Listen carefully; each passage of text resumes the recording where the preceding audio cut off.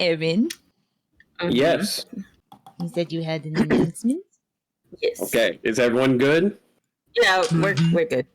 Okay. So first and foremost, let me go ahead and lower this music. I'm actually going. Yeah, I'll just pause it. First and foremost, I wanted to go ahead and apologize as your guys' DM for having the game feel restrictive when that wasn't my intent. I know you guys talked to Beck and Beck talked to me. If at any point y'all want to talk to me directly about something, just message me. I can't point out enough that like y'all telling me what's going on helps me a lot as a DM. But I also understand that like you guys were just casually chatting with Beck. Mm-hmm. I've made one change to make things a little bit easier for you guys because I am a full believer in. Yes, one change to make the game easier for everyone. I am a full believer of play and follow the rules until they're not fun and then break them. Mm-hmm. So, the big change that is going to be done is gods can only listen in if you're praying to them. Thank God. Yay! Oh, We'd have actual conversations again.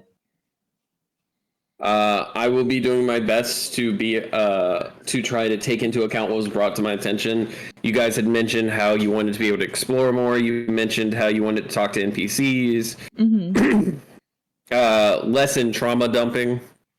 Yes, please. We're tired. yeah. And there's only so much before our characters are like, you know what? Kill me. And honestly,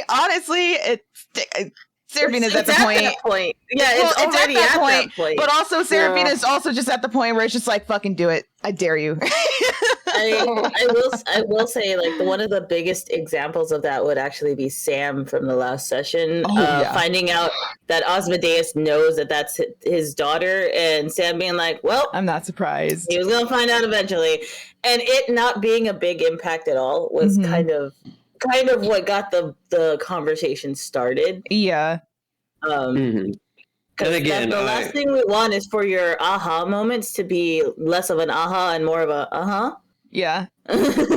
Again, I'm glad that y'all talked about it with each other and were able to discuss it. And I just want to let you know that you are a great DM. I love the way you tell the story. Mm-hmm. Yes. But yeah, that was just our main issue. Yeah. No, that's the thing. Okay, like being a DM. Okay, we've been doing this campaign for over 2 years. Mm-hmm. Okay, going on 3. Oh wait, really? Yes. Yeah. This campaign's been going for 2-year anniversary not too long ago. Remember? And it was already, and that was late. Yeah. Yeah, Yeah. That is right. The 2-year anniversary was actually late by 3 or 4 months. So we're going on 3 years of this campaign, and so like obviously things need to be adjusted as time goes on. I as a DM will get better and worse. You know, hopefully it's more better than worse. You guys as players have things that, you know, will change in your lives and will affect the game, so on and so forth. So one of those things is communication so that we can keep this going. Yeah. And like if we look at how the campaign started and where we're at now, it's going to be similar but completely different in different ways. So again, if ever you guys have any questions or worries or anything like that, please message me. I know I'm not on the Discord a lot, but like if y'all direct message me or hit me up on Telegram, I got y'all. Like just fucking hit me up and I'll be more than happy to look over it and go over things because I want this to be fun. And I know you guys have been saying like it's fun, but I want it to be like yeah, because it has felt restrictive a bit because I feel like I can't. Oh, Beck's already told you, but I feel like I can't fully have Seraphina like go off when I want her to because every time I want her to, it's in front of a god. Yeah. Well, and that's like the biggest problem is that no matter what we do, we're always in front of a god. Yeah. Our ship is literally has a god and the concept living on the deck. And although they're cool with us, that is just an example of we're constantly surrounded by them with no peace. The whole beach episode, quote unquote, that we were supposed to have was supposed to be downtime, and what ended up happening, we got exposition and surrounded by gods. Like, yeah. I mean, surrounded. Whereas we didn't have relaxation time, we had more exposition dropped on us instead of relaxation time. Mm-hmm. And we didn't get to, do things as a group. We didn't get to drink together. We didn't get to party together. We didn't get to have like shenanigans happen together. It was, this happens, you have a conversation with the gods, and then you wake up. It was very linear and very forced, and it didn't feel like a relaxation thing to us. It more felt like you were finding a way to drop more exposition rather than let us as players run around and be unleashed, essentially. Because right now it feels like, is it like a parent with leashes on all of their kids? And it's like, you can only go so far, but I'm going to yank you back. That's what it feels like for that. And again, I apologize for that, and I'm going to do my best to go ahead and correct that. Mm-hmm. Okay? So just, if you can, work with me. I'm going to do what I can to go ahead and change some things up, make it easier on you guys, have a bit more fun. That's why I said, that rule change is going to take effect. And I've done... Or go ahead. And that's pretty much the announcement, honestly. Okay. I'm going to say, I've done my best to at least let you know when I felt like there was a continuation error with things as well. Mm-hmm. The continuities. Mm-hmm. Mm-hmm. And I appreciate that. I'm bad to bring shit up in general because I'm just happy to play. I don't get to play. I understand that, but I understand that, Demon. But the whole point is that being able to play and enjoying playing are two different. Oh no, that's the thing. I'm enjoying it. I don't give a fuck. At the end of the day, I'm just happy to play. Actually, I do have one more request that I didn't bring up, but I just remembered right now. During interactions, can we do a round robin instead of just people chaotically screaming over each other? Yeah, that was another thing I'm going to bring up too. Yeah, we can try to do a round robin. Because, that way you could like point to somebody and be like, what are you doing in this moment? What are you doing in this moment? What are you doing in this moment? Rather than people starting to tell you what they're doing and then someone being like, well, actually, I was going to also do this and this. Mm-hmm. And then it turns into a screaming match between players and it gets really chaotic really fast. Mm-hmm. Mm-hmm. Yeah, no, most definitely. Let's see, round robin. Sorry, I'm taking notes as we talk. No, you're good. I'm going to go use the restroom real quick before we start. So. The fuck's around? Piss baby. Little piss baby. Little piss baby. So Demon. Piggy pissing. Real quick, y'all. Demon asked the question. A round robin is essentially where we designate that like kind of an initiative on things going to happen without really saying such. Like I would basically go, okay, Demon, what are you doing? And until you clarify what you're doing, no one else is able to like intervene in that. Yep. What the fuck? Oh my god, I didn't know Obsidian could do this. Excuse me. I just freaking found something out. What the fuck? Yeah, you can export stuff as a PDF. God damn it, that would have made this so much fucking easier. But yeah, I understand now. Okay. Yeah. So basically, it's the talking stick. That's what it is. It is the talking stick. But that doesn't mean like the talking stick says that nobody else is allowed to talk. You can still interject, but it's not your turn, so you can't say I'm gonna do this action unless it has something to do with that other player who is having their moment, essentially. Yeah, like conversation can still flow naturally, like it does. Exactly. But yeah, it gives people the platform to be able to be like, oh, this is what I'm doing at this point, without being interjected by somebody else. Right. Exactly. Yeah. And then that way everyone gets some time in the spotlight.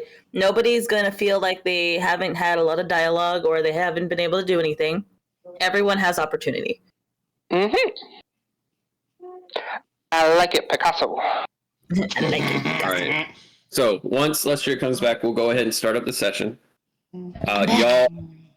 She's back. Start the session. So y'all have actually, we're going to start with the fact that y'all had already left. Y'all have been sailing for about 3 or 4 days when a rift opens above the boat. Oh, not again. And it's following the boat. And this rift is different than the first one you guys saw a while back. In this case, this rift is actually made of kind of a black, goopy substance, almost like if you were to rip open Like if you took slime and you were to stretch it. Oh, ew. And you watch as Luke goes through that portal. Yes. Can Fran be like on the deck, like doing inventory, and then he looks up, Luke? Yes. So I will say this: everyone is on the deck because it's midday. You guys are midday handling things, discussing things. The captain's at the helm. The crew is all going at it. Lustria, you are currently in with Gragnar in the bird's nest. The two of you are up there as he's fiddling around. Can I fiddling around. He's fiddling around with stuff as more like Lustria, you're doing the duty. He's up there with you. Yeah. He's got a bag. He's got half his nose in, just kind of like the fuck. I'm gonna look up at the goopy rift and be like, "Oh, what the fuck is that?" And Luke, I need you to make a dex save. Here we fucking go. With disadvantage. Oh, man. You walked through the portal and suddenly the portal's facing down. Somebody insert the goofy Question, because I just have to know if this is possible. Is I just you have cannot to know collect the loot. You cannot collect the loot. I have the goop. It is too far away. You cannot collect the I goop. want dimension. Wait. How far away is it? It is far enough away. You I cannot have collect the mage goop. hand and I have a thing that extends. Oh my god. It is far enough away. Ragnar, it is far enough away that you cannot collect the goop.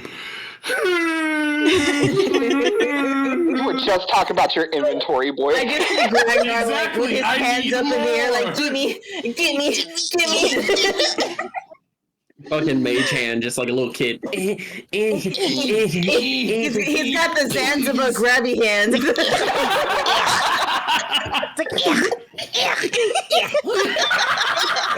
What did you roll? That's a All right, 7. all right. You rolled a 7 Yeah. Oh. with advantage. You said, I thought I said disadvantage. So Yeah, Yeah, you did say disadvantage, yeah. Yeah, disadvantage. So you fall. Wait, can Fran. Fran like reach out a hand to like catch him or Fran. something? Yeah. You're on the deck. Luke, how much do you weigh? Oh no! I've got the Clutch. HP for this. About to get about crushed. 210. You're about 210. Yeah. Lean muscle, right? Yeah. Oh no. All right. Fine. Either I'll make catch a him. dex save or a strength save to try to catch him. Bet. Hang on. I have a new dice box, so. Ooh. I want you all to know. I want you all to remember a basic rule of D&D. Succeeding does not mean you win. I found the meme. It took 20 minutes when I found it. Rolling. Shut up, I Nat have to talk 20. Wait, with strength? Damn. Yes, with strength. Okay, hang on. My strength is 0. So, Nat 20!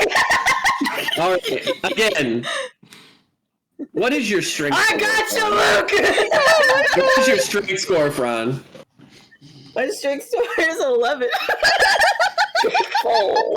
You know, Higher than mine. Fran, Yeah. you stand. I've been lifting my Beneath foot a Luke. lot recently.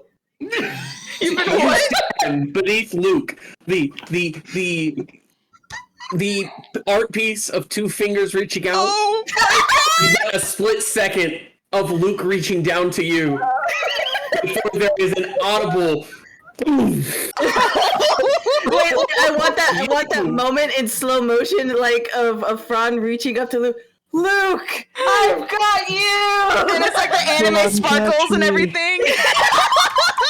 You all hear some random Latin chanting. You know,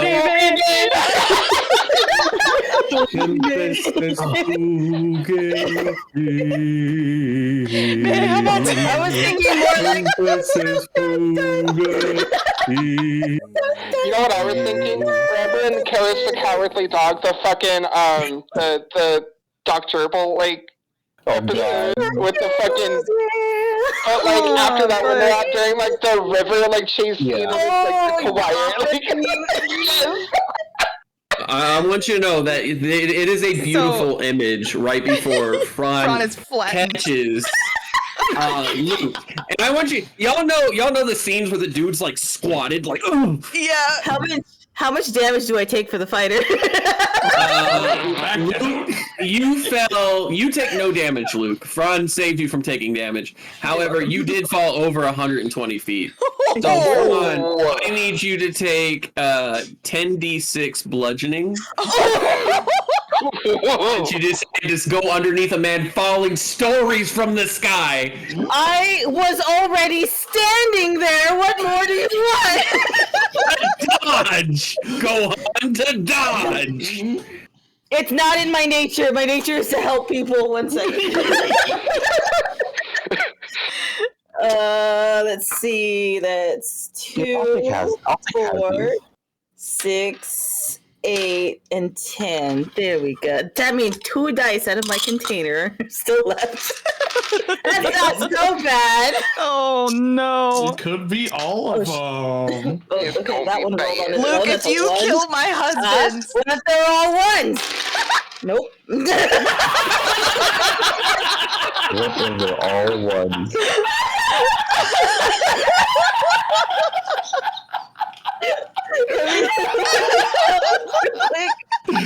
Oh man. Nope.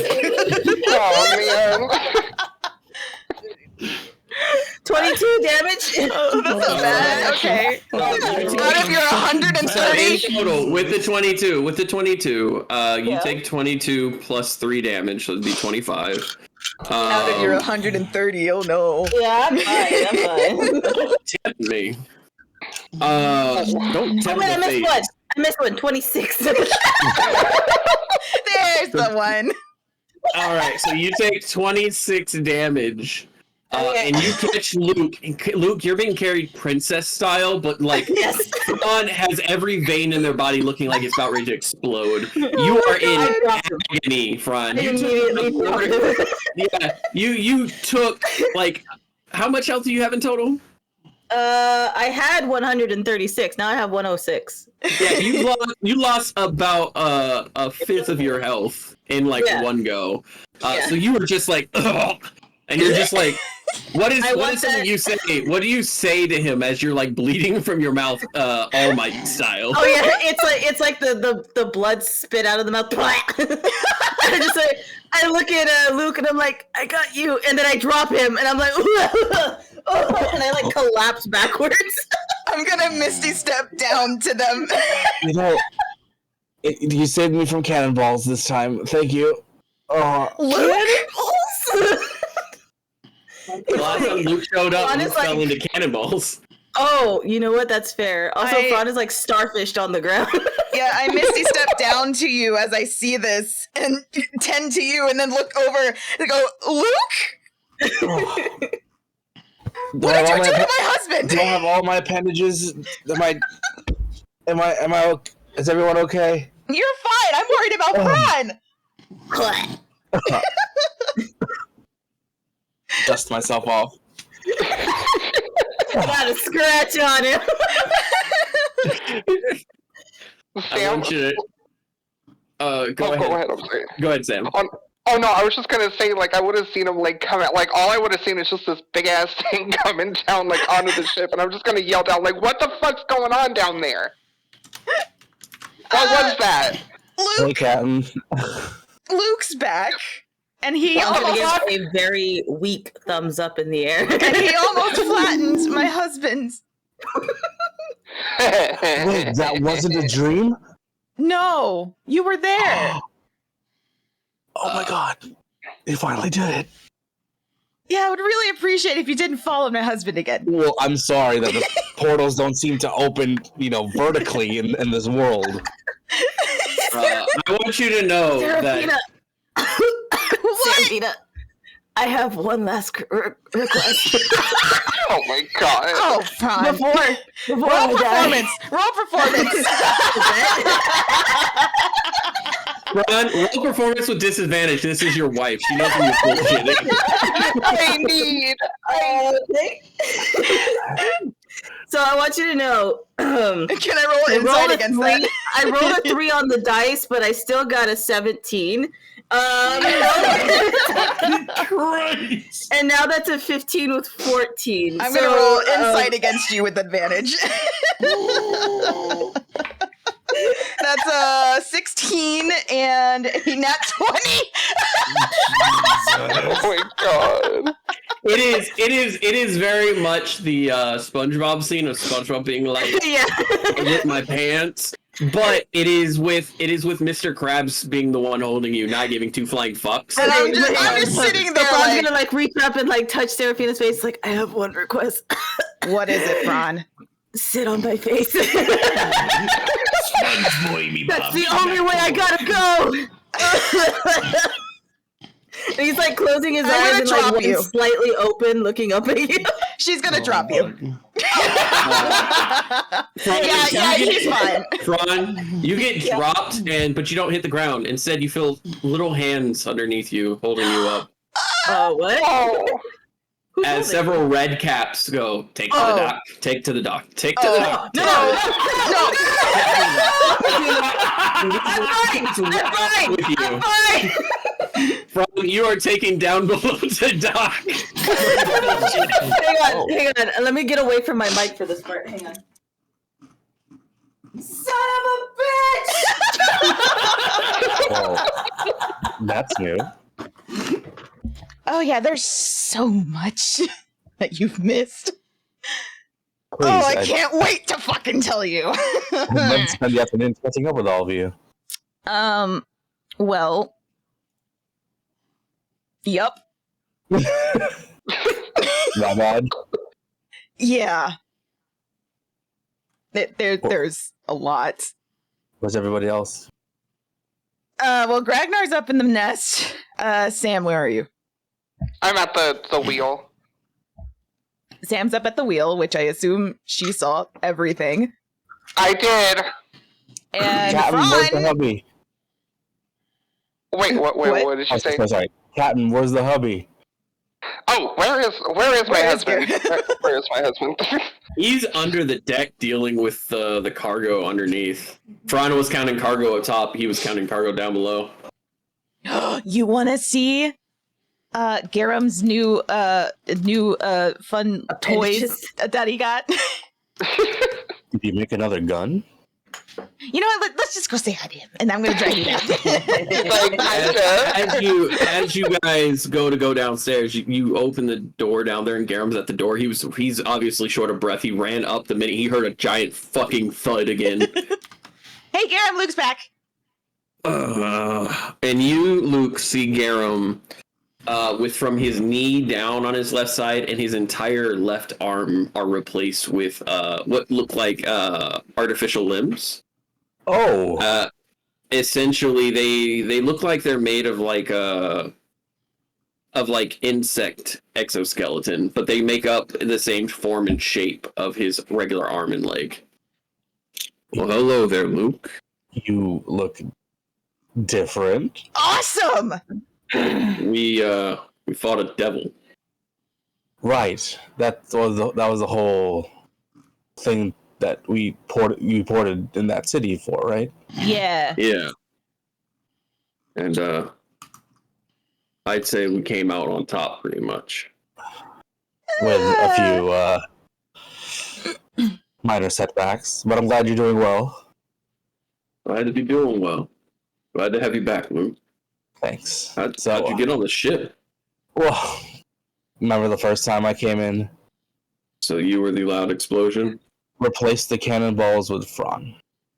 Oh, that explains a lot. And he looks down, and you can just ever so in the distance here. To the dock, to the dock, to the dock, to the dock, to the dock, to the dock, to the dock, to the dock. I'm gonna go check on Fron, Fron. as soon as you say that, you get dropped, and it's just a thud. As you're dropped in front of Doc, who's standing there just like, the fuck happened to you? Nothing, I'm fine. I can... Hold on. I can't hear that. You don't smell fine, Fran. What do you mean? I feel fine. I don't know about smelling fine. And he snaps his fingers, and they shut the door with you in there with Doc. No. Oh God, no. You just hear Franz screaming, "No! No! Fran, True to me, I'm a doctor. I'm a doctor." Yeah. No. despite your prostate being checked, heal 15 HP. Oh, fun. Only 15. Well, I can definitely do more.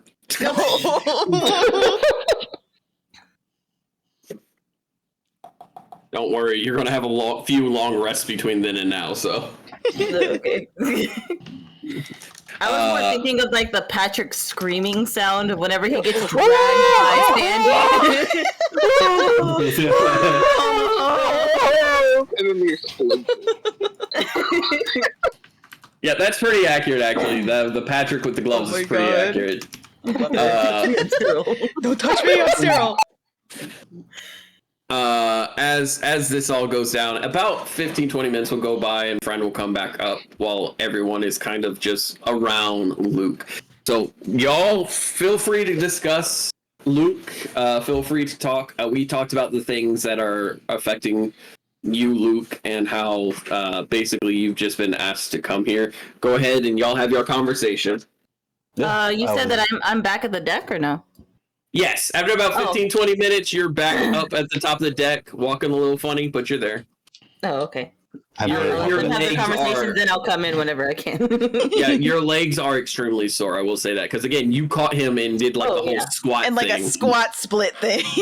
Yeah, meatball. Sam, While we're kind of chatting, Sam will like go get like her good brandy and stuff, and she'll like pour some out for all of you guys. Thank you, Captain. so Luke, how's things with you? It's been what, 5-ish years since I've What? seen you all. It's 5 Has it? 5 years? It's been 5 years on my end. DM, how long has it been for us? Like a month? Roughly about because he was with y'all for what, like 2 weeks last time. I think. Something like that. If it's a month, it's 10 years. Yeah, you've got gray in your hair. Yeah, I'm. Wait, so it's been almost 10 years instead of 5? Yeah, it's been 10 years for him instead of 5. He's got gray hairs. I'm almost 40. Oh. Give or take maybe 10 years.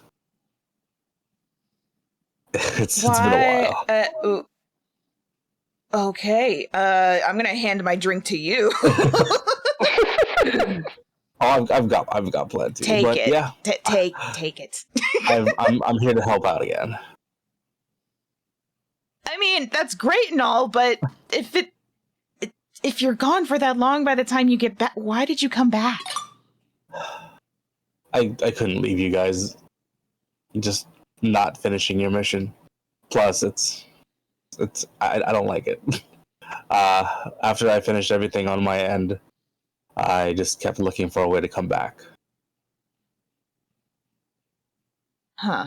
So I'm here. You don't have anything you've left behind? Like there was Not off the top of my head. Everything's been done.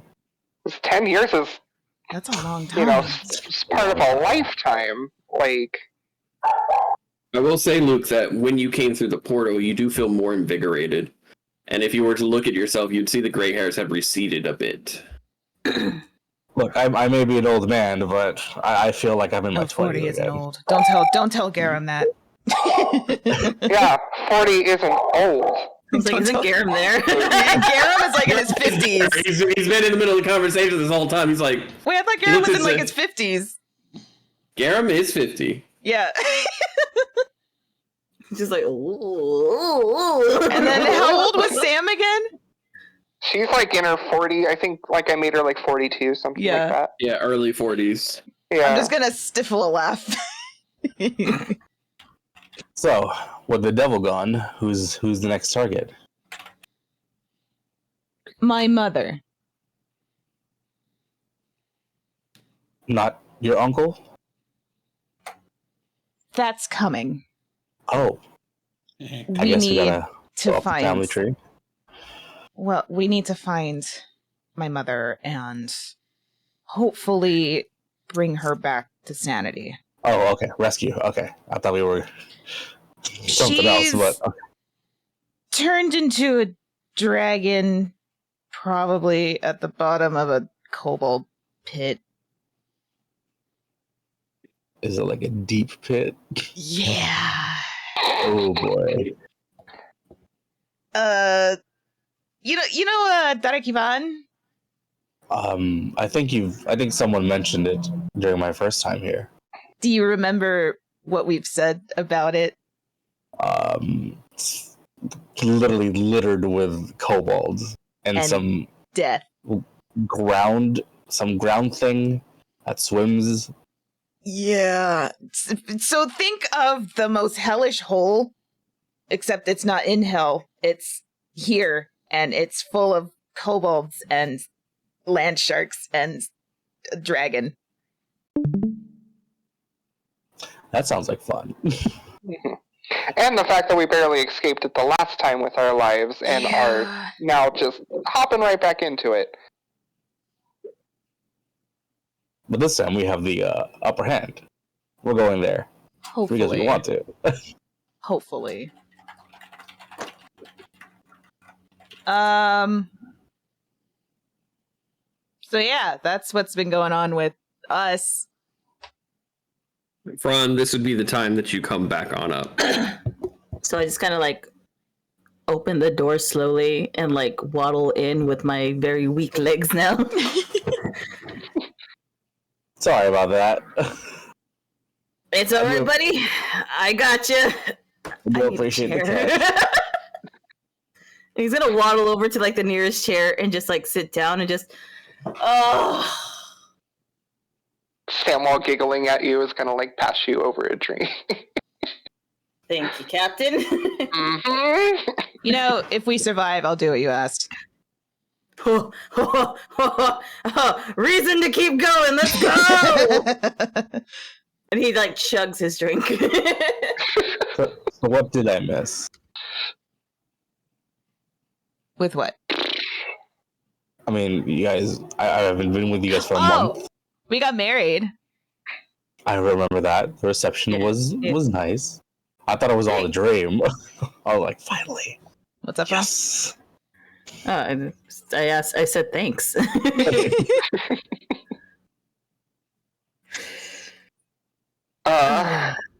More bullshit with gods, I guess, but we were dealing with that when you were here last time, so nothing new in that regard. But now it seems to have gotten worse to an extent. Oh wait, no, that got redacted. Fuck, never mind. Boop, boop, boop, boop, boop. Or not redacted. What's the word? Retcon. Retconned. Timey-wimey bullshit. Yeah. Timey-wimey. Hopefully there weren't too many casualties during the double fight. Well, there was one. Wait, is Cookie still here? Yes. Oh, thank God. Am I gonna be the only one doing the talking? I have nothing to say. We can just say we just, Man, I don't this think got I awkward real quick. Sorry. It's not your fault. I don't know. Look, honey, if you want me to do the talking, you just have to ask. I'm a great talker. That's kind of my shtick. Yeah, I know. I know. But remember what I said. You have to learn how to do the talking too. Can't just be me. That's what I've been doing. And you're doing a great job, honey. So cute. Can Sam actually sneak off and like go downstairs to like go grab Cookie and bring him up? Can she do that? You can go bring Cookie up if you so wish. Okay, I'm gonna I go want do you to that. know Cookie is betrothed to Gerdak, so you best watch your ass. Oh, we're just because we got hired at the same time, so we're like hired. I will They're best friends. I will be right back. I really have to fucking pee. That's why I was like, is somebody else my gonna talk? God. Here we go. Got a baby bladder. I can't help it. Okay, I'll be right back. Let it flow. Let it flow. So, Luke, that was quite the entrance. I don't know why a portal can't just open at the deck of the ship. You know what? The next time you decide to do that, maybe you should try falling into that portal, and then maybe you'll go in, the correct way. You know, that's a good idea. Hopefully, I'll have a chance next time. Yep. Just go in there head first, just torpedo myself in there. Maybe don't torpedo yourself. There could be casualties. And he takes another drink. Oh, please, come on. Like your legs weren't sore after a good strenuous exercise like that. And Fran just slowly turns to you. You do realize I'm a bard, right? Like that strength is not my forte. I would point a thumb to your wife. Really? Well. But Luke, I'm a material girl. I'm a material girl. But if you have room in your party for me, I would love to join you in your... No, we always have room for you.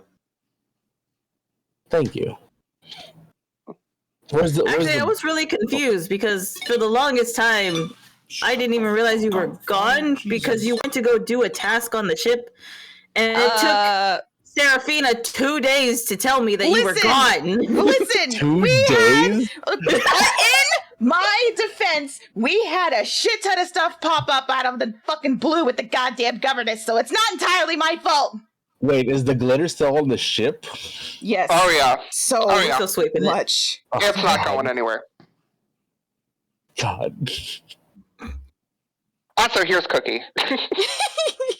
And Cookie is standing there looking a bit confused as he just kind of waves.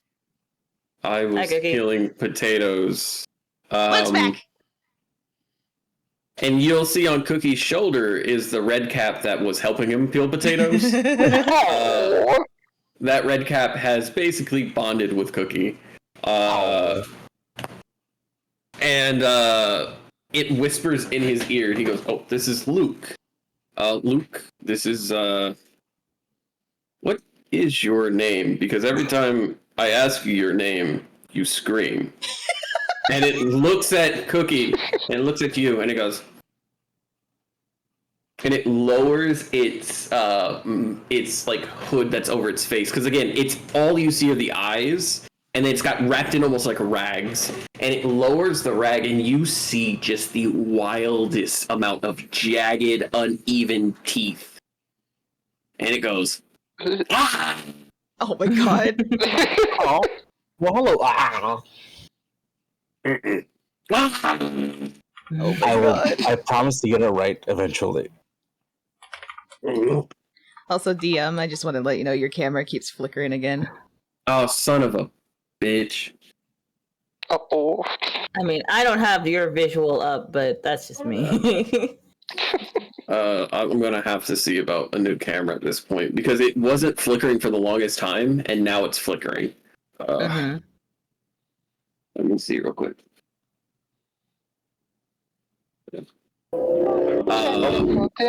But he just screams at you in this kind of gurgly scream, and then he closes his mouth. Again, these jagged teeth. There's no lips. It's just gums into teeth. And he lifts his essentially cloth over his face again. Again, all you see are these big, round, beady eyes that zoom around very efficiently in a weird way, as if taking in the whole surroundings. And they still have the potato peeler in their hand, they haven't let that go. And Luke, you've never seen a red cap before. You only know that the stories, you being a fan of heroes and things like that, you know the stories of red caps being bloodthirsty monsters, and it's almost jarring to see one just hanging off of Cookie, just vibing with him. But its arm, it has 4 different joints on one side holding the potato peeler, and occasionally you see the joints snap into place, then loosen, as if it's constantly moving, gaining and losing limbs. and there's a slight crack noise that y'all can all hear whenever it moves its arms. Well, it's a pleasure to meet you. I'm sorry I took you away from your duties. I just wanted to say hi again and let you know that I'm back. Oh no, it's no problem, Luke. I'm glad that you're back. Honestly, just been a bit stressful trying to keep up with all the food. I bet. Well, maybe if I have some time later, I'll help you out. Of course. You and and they go. Can most definitely be of big assistance. But yeah, I'm gonna go back to getting some food together. Here are some snacks, and he's been holding a plate full of oh, he's so good. What looks to be like oat cookies. Ooh. And he holds them out to you guys for you all to take the plate. Thank you. I'll take the plate.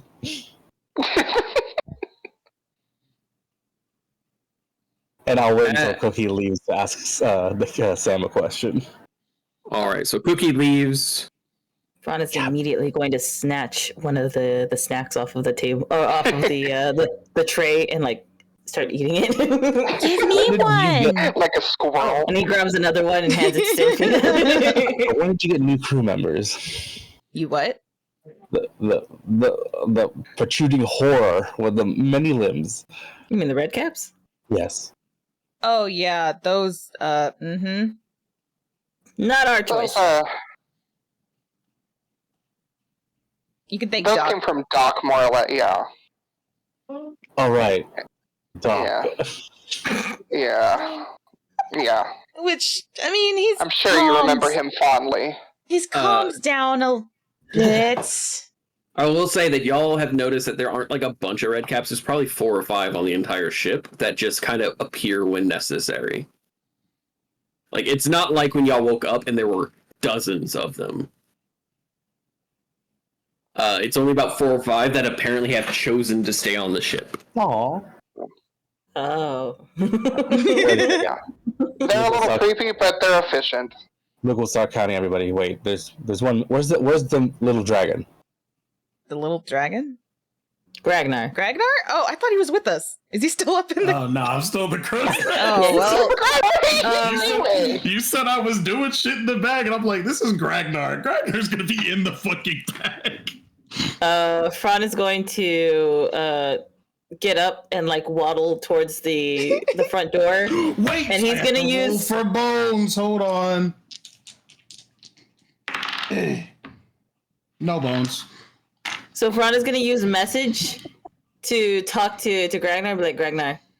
Yeah, what's up? Luke is here. Do you want to come say hi? We're in the captain's quarters, and there's snacks. Hold on. I fully believe the snacks are the thing that will convince him. That's why he said it. I'll use a spell slot for that. Fuck it, why not? What are you trying to do? The fucking ash form. Oh yeah. Ash just floats in through the fucking window. And there was like a little fart. Ron just closes the door behind Gragnar. He has arrived, and then he goes back to his seat. Yeah, there's cookies from Cookie. Oh. I got it now. God. Now you know why we call him Cookie. So are Ron's these gonna grab just like for, 2. These are and then just throw for one at Gragnar. anybody. Yeah. Are these just for anybody to eat? Mid-sentence.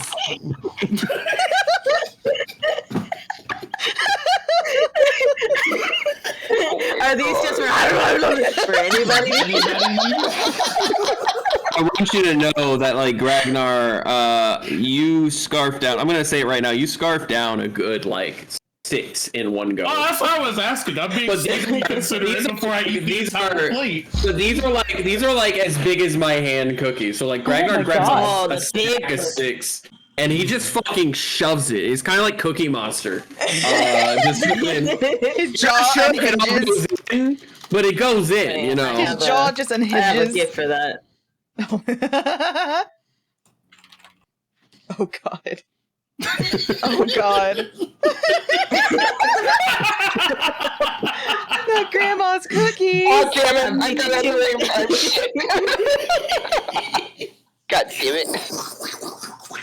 Bussin'. So- John's gonna like grab 2 more and give one to Seraphina. Yay! How many days like until we make? Or this, oh, sorry, go ahead. Go.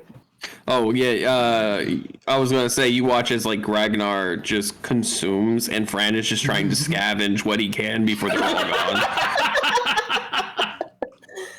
And Luke feels at home. Oh. So, how many days until we reach our destination? Ooh,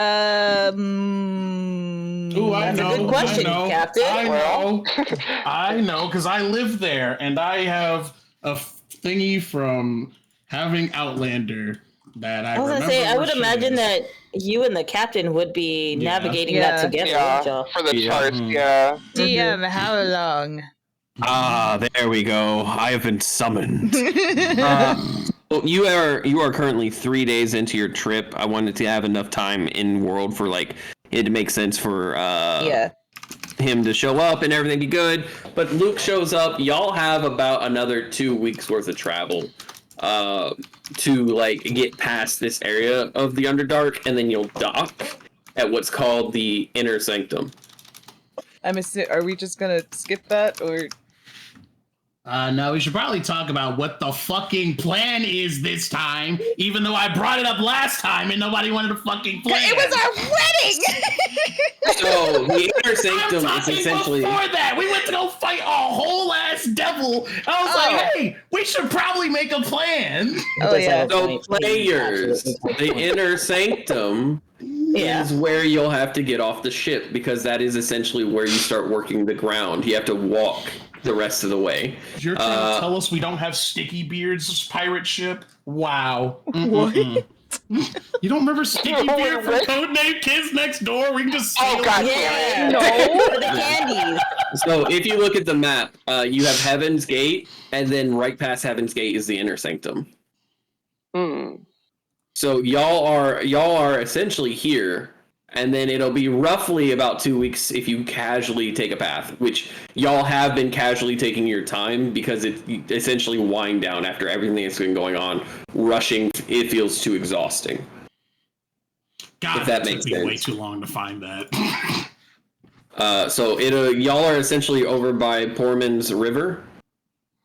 Okay. Right before Porman's River, and you're going to ride that river all the way up past Baraka Fall to Heaven's Gate, and then all of this getting to the Inner Sanctum, which is up here, is going to be about 2 weeks.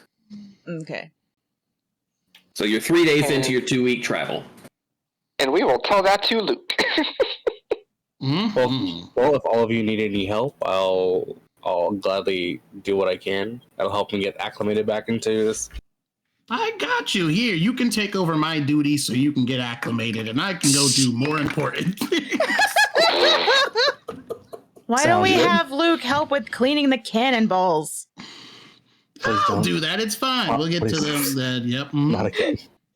Maybe we don't have Gragnar with the ammunition. Maybe Gragnar, you keep the job that you had before, and Luke can help Cookie in the kitchen. How about that?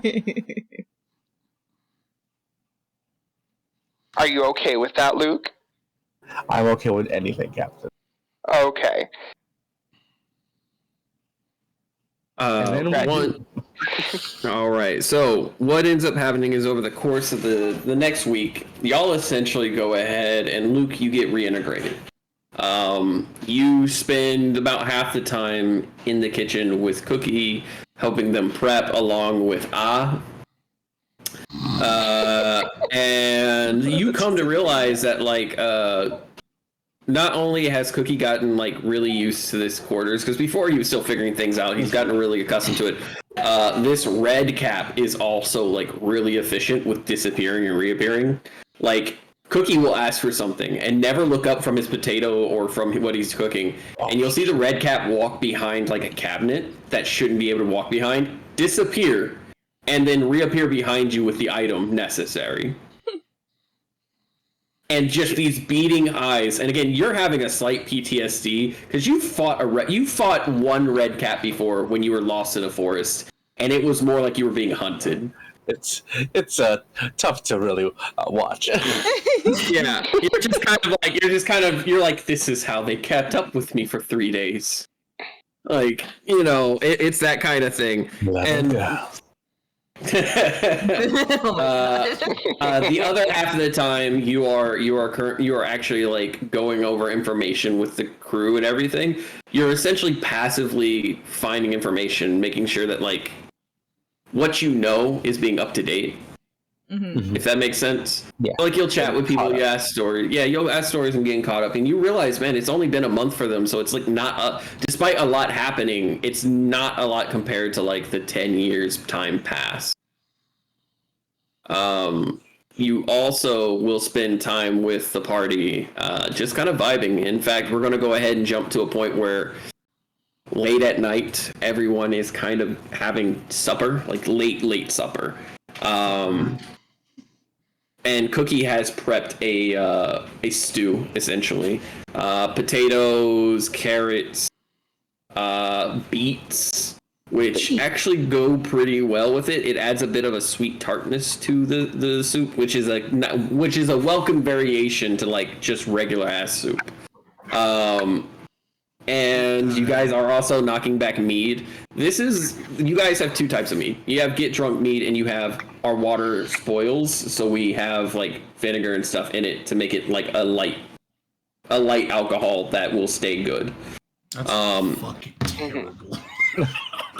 It's a legitimate thing that you have to do when you're selling out in the middle. No, but it sounds fucking awful. I think I'd rather die. But here's the thing. That mead is like high in what is it? It's high in oats, proteins, things like that actually keep you going. Sugar. Yeah, sugar, things like that. So like and you drink enough of it, you will get drunk. And you see some of the crew members, they've knocked back 4 or 5 of these pints and they're still good. Luke, how many pints have you had? Just one. I want to be able to speak with the crew. Okay.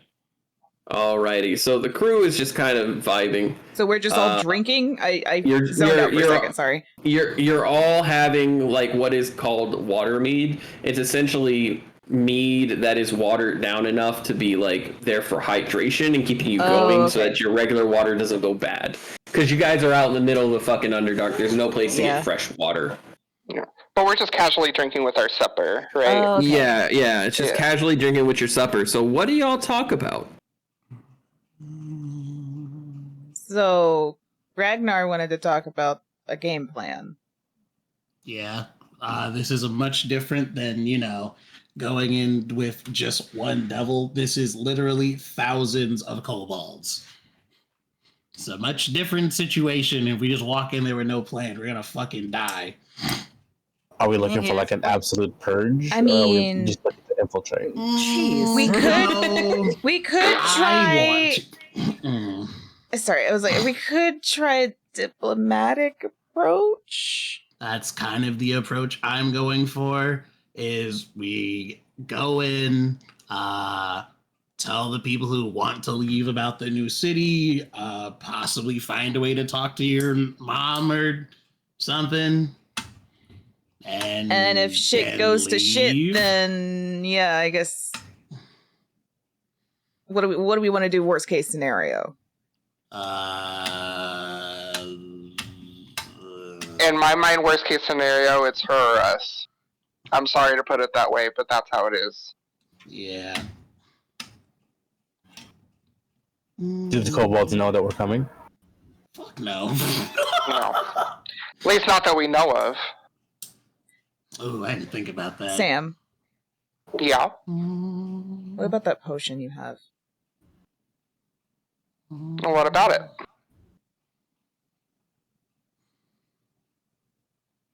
What potion? Oh, you weren't here for that. I was gifted a potion from Arachne that essentially rips one's soul out of their body and grants them a new body. Would you go ahead? No, go ahead. No, you go. That's that is a potion. Wow. This is a potion worth kingdoms, apparently. Not exactly something we can come across every day. Which comes to my question. Would you be willing to use that on my mother?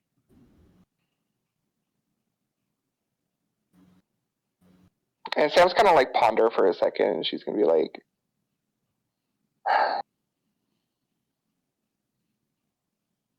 what do you know about your mom's state right now? Anything at all?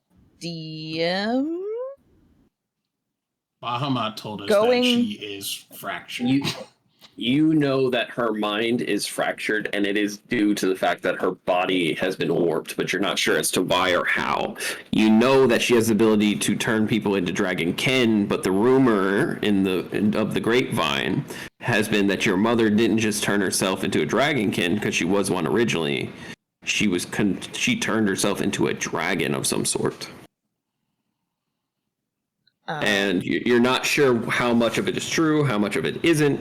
What you do know, however, is that your mother's divine abilities have been known to essentially do what that potion does, but without the idea of tearing away their body. It polymorphs the body. It's permanent, a true polymorph. Yeah, it's a permanent, true polymorph. There is the other thing that if we're going with that plan that Bahamut, I don't even think you could say it. He hinted at it. He kind of just was like, hey, you could do this and then do this. Do what?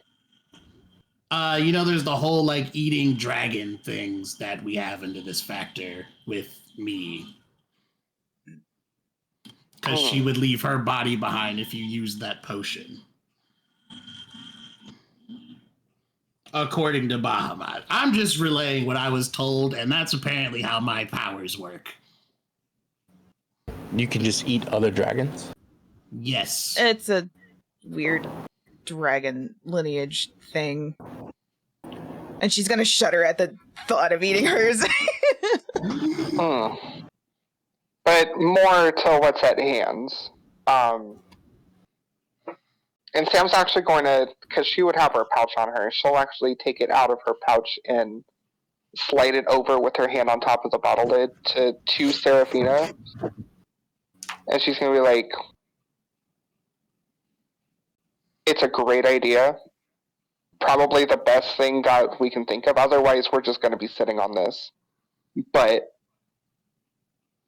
we only use this if worst comes to worst because we have one shot at it. And it's not like this is just something we can get back. Yeah.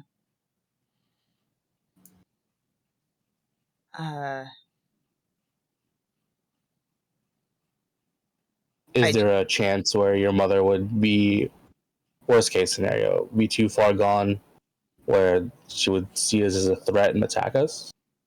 That's already happened, so. Oh. Well, yeah. Is that what happened? Yeah, that's what happened last time we were there. She literally turned one of the kobolds we were fighting into a dragon and attacked us. That we're aware of. She's transforming kobolds. At least I'm just going off of the stories that y'all have told me, so I've heard no a big idea. spooky voice coming from the depths of Darak Ivan. I'm assuming, after all the rumors we heard before we got there, that it was a dragon. I have not seen my mother since I left Ashengard, so I have no idea what she's been going through or what's been going on. So that doesn't be the difference between fighting goblins versus fighting orcs. I would like to attempt to talk to her before we do anything. You will. That's the plan. Absolutely. Question: we can mitigate some of the mystery of what we're walking into. Does anybody have the ability to scry on the area we're going to? Ron is gonna glance over at Seraphina.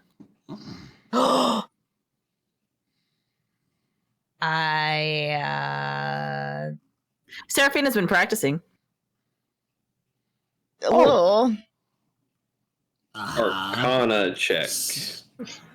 Arcana, okay. Arcana. With advantage? Arcana check. 17. Okay. Oh, wait, 18 plus. No, wait, fuck, that's a +5. Shit, okay, so 17 plus 5. Damn, 22. 2. You sit there and you think for a second. You're like, give me a moment. And you're going to run downstairs to your room. Get my journal. You're going to get Bahamut's journal. Yeah. You're going to open it real quick to a couple pages. We'll say that with that 22, you have a few pages actually going ahead and marked. Like a college textbook that you're really fucking digging into. Yeah. You could jump to a page that talks about long distance scrying. And it talks about using it as a ritual cast, meaning that you take 10 minutes to cast it with physical items and things like that, and it doesn't take a spell slot. Okay. Can I assist in some way since I've been with them during their practice? Yes. Give me a second. Do we want to wait for Sam to get back? Yes, we're going to wait for Sam to get back. I'm a pee again, real quick. I hadn't let cool right yet. I do have my headset on me, so I'll be listening. I'm just grabbing more food real quick. All right. Okay. Well, I'm gonna go pee super quick. Go pee, quicker than that. Piss. Go, Piss. Piss. Can I ask Garum a quick question? Yes, you can. Well, while they're concentrating on that, Garum, Yes. how does it feel with the prosthetics? I've never. And he stops for a second, and he kind of goes, "You don't feel. You Is don't." it easier to get through the day? He almost looks like he's trying to think for a second. So I don't have my limb. These do not allow me to feel anything. I can grasp things. I can go ahead and once you get used to it, you get used to the idea of holding on to something without really realizing you're holding on to it. But it isn't like feeling anything. It's the arm is gone. But it does. And again, he's looking down at his arm and his leg. I'm back. Welcome back. It's easier than not having, but every once in a while you feel like you feel something, you know? You feel like it's there and it's not. And he's thinking about it as he's talking to you. He's not just giving you some bullshit answers. Yeah. It's very obvious that like he's been thinking about this for a while, but he's also just like, it is what it is. He's not upset or anything. It's very much like, oh, this is the cards I've been handed. And for him, even though like this all happened very recently, and I know that Luke hasn't been around, but it's fairly obvious that like Garum has had the short end of the stick. He's been rolling really shit. Like let's play meta. He's been rolling really shit. Every time I roll for him, nothing's been above a fucking 10. Give him another die. I only have so many, unfortunately, because the rest of the die are in like What Dice color jails. dragonborn is he? Black. black. Bet. Yeah, because remember somebody thought we were fucking related. Oh, that's right. Because Ragnar literally just looks like tiny Garum. He does. This is like. And while Garum would have been talking about this, she would have like been like grabbing his hand and stuff and like trying to reassure him. And you grab his actual hand. That's the thing. Yeah. You with your actual hand grab his actual hand, because it's one of those things where like intimacy is different when you're unable to feel. Mm-hmm. Let's pop in a piece of media. Have y'all seen Hell of a Boss? Yeah. Yeah. Have you seen the newest episode? Yes. Ah! Okay. Don't spoil for people in I'm the not going to audience. spoil, but you see Fizz again. Fizzarali. And Fizzarali nuzzles with their head when they're showing affection to Osmodius. And it crossed my mind that is because Fizzarali has artificial limbs. Holding someone's hand when it's artificial is not the same as holding someone's hand when they have an organic hand. You can't feel it. You don't know someone's reaching out to you. Mm-hmm. And that's kind of been a thing. Like, people have occasionally tapped him on the shoulder. He doesn't recognize it because, again, from his shoulder down, it's gone. There's no shoulder there. He's reached out to Sam a couple times, only to realize he's reaching out with a hand that can't feel. He's been a bit more. He was left-handed. He's using his right hand a lot more. Yeah, he lost his dominant hand, so he's getting used to the idea. He's ambidextrous. Like, for tools and stuff, he's ambidextrous, but for writing and things like that, it's a bit of a pain in the ass. So he is very much adjusting, and it's one of the reasons he's been so quiet. Yeah. He has mostly been kind of in the moment trying to adjust. And when you actually have to physically and mentally think about doing things, it's different and it's a lot more tiring. You can see it on his face. So he's not talking a lot, but he is action more. He is. This has been something that has actually changed how he acts around people to the point to where, like, he is more listening. Like, he's always been one to listen, but he is more so now listening than anything. Mm-hmm. Well, Garam, I just want to let you know that I do commend your bravery, and I know it's going to take some time for you to adjust. So I will gladly fight double for you. It's fine. And he almost looks, when you say that, it's not that he's angry with you, it just makes him, it looks bitter. He looks bitter with the idea of someone having to step up on his behalf. And it's not, he doesn't say it, but it's a very, again, like he was caught off guard by the commentary. It's not a negative thing, but this man was a soldier. Yeah. First and foremost, this man was someone whom has always been front lines. Even when he was the head of the guard, he hated desk work. Like, he's mentioned that to you guys. Like, he was like the like, what is it fucking called? Like, Captain? The captain, yes. He was the general. He was actually the general of the army, but he hated it. He would always be, he was like, yeah, I can plan this out. It'll go perfectly, but I'd rather be out there with my men. It's one of the reasons that his soldiers liked him so much. And now that he's here and he's got these limbs, he's like, I'm happy I have these limbs. I'm happy I'm able to do this, but I hate that, like, in a way, I'm having to adjust. But he keeps himself quiet, and it's for a couple different reasons. Not the least of which is he's not the only one who had to adjust in these scenarios. He knows that, like, him complaining isn't going to solve anything.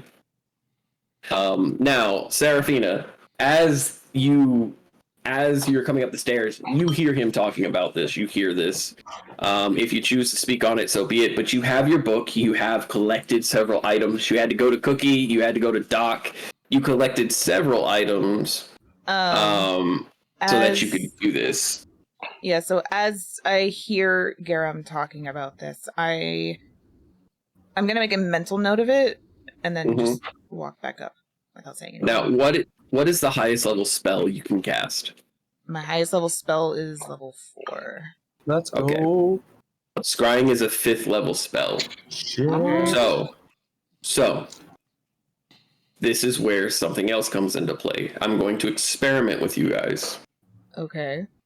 If you find a scroll, you can cast a scroll no matter what. All right, you can cast a scroll. That's not an issue. But if you find a spell and you want to cast that spell and it is above your level, you take that many levels of exhaustion up to cast it. Wait. Can I help? I can cast 6 level spells. So you could have Gragnar cast it and you would save your exhaustion, but this is also a step towards your goal. Yeah, I'm also assisting. Do that. Yeah. Fran, you assist by essentially going over the notes as she's like laying them out on the Question deck. real quick. Yes. How many levels of exhaustion are there until you die? 6. 6 levels of exhaustion. Oh, I okay. have that shit. I have that shit well memorized. Because this motherfucker got to 5th level at one point. Wow. And As he I was only refused to not sleep. there because of that fucking stamina potion, which I still have one. Yes, you still have one, and also you did find a recipe on how to make them. The crazy dude back in Lake Town gave me it. I'm trying to see if there's anything that might be able to. So essentially, if it's a 5th level spell and you know 4th, you'll take 1 level of exhaustion. Okay, so I'm assuming I know this, like that I will take exhaustion. Yes. Okay. Again, it's explained in Bahamut's. I am going journal. to take note of that and then reach into my satchel and take out Loki's healer's kit and hand it to Fran. Ooh. Fran will take it. Do you have the notes on what Loki's healer's kit does, or are you not You sure? did not tell me. You just told me to write Okay. down that I have it. All right, so Fran, you're used to working with questionable shit. All the time. Loki's healer's kit has 2 options. Okay. It will both of which heal you, but there is a cost to that healing. Okay. Cost 1. Flip a coin. If you call the side that's flipped, you heal with no reprimand. And you will heal 3d8 plus 8. So it's a little bit less than like a superior. It has 5 charges. But after its first use, again, this is where Loki comes in. After its first use in the day, after you use the 5 charges, it then goes down to 3 and can be used 3 times per long rest. Hang on. I got thrown off because you said after first use and then you switched it. So what was that? Yeah. So you have 5 uses. Okay. And after those 5, in one day you have 5 uses. But after it's used that 5 times, it'll drop down to 3. Continue on. Think of it as like a trial. So Okay. So the first 5 times you use it, you're good. After that, you can only use it 3 times per long rest. Okay. Okay. If you do not call the correct heads, you're healed for the 3d8 plus 8, but you take a level of exhaustion. Oh, shit. That's the first option?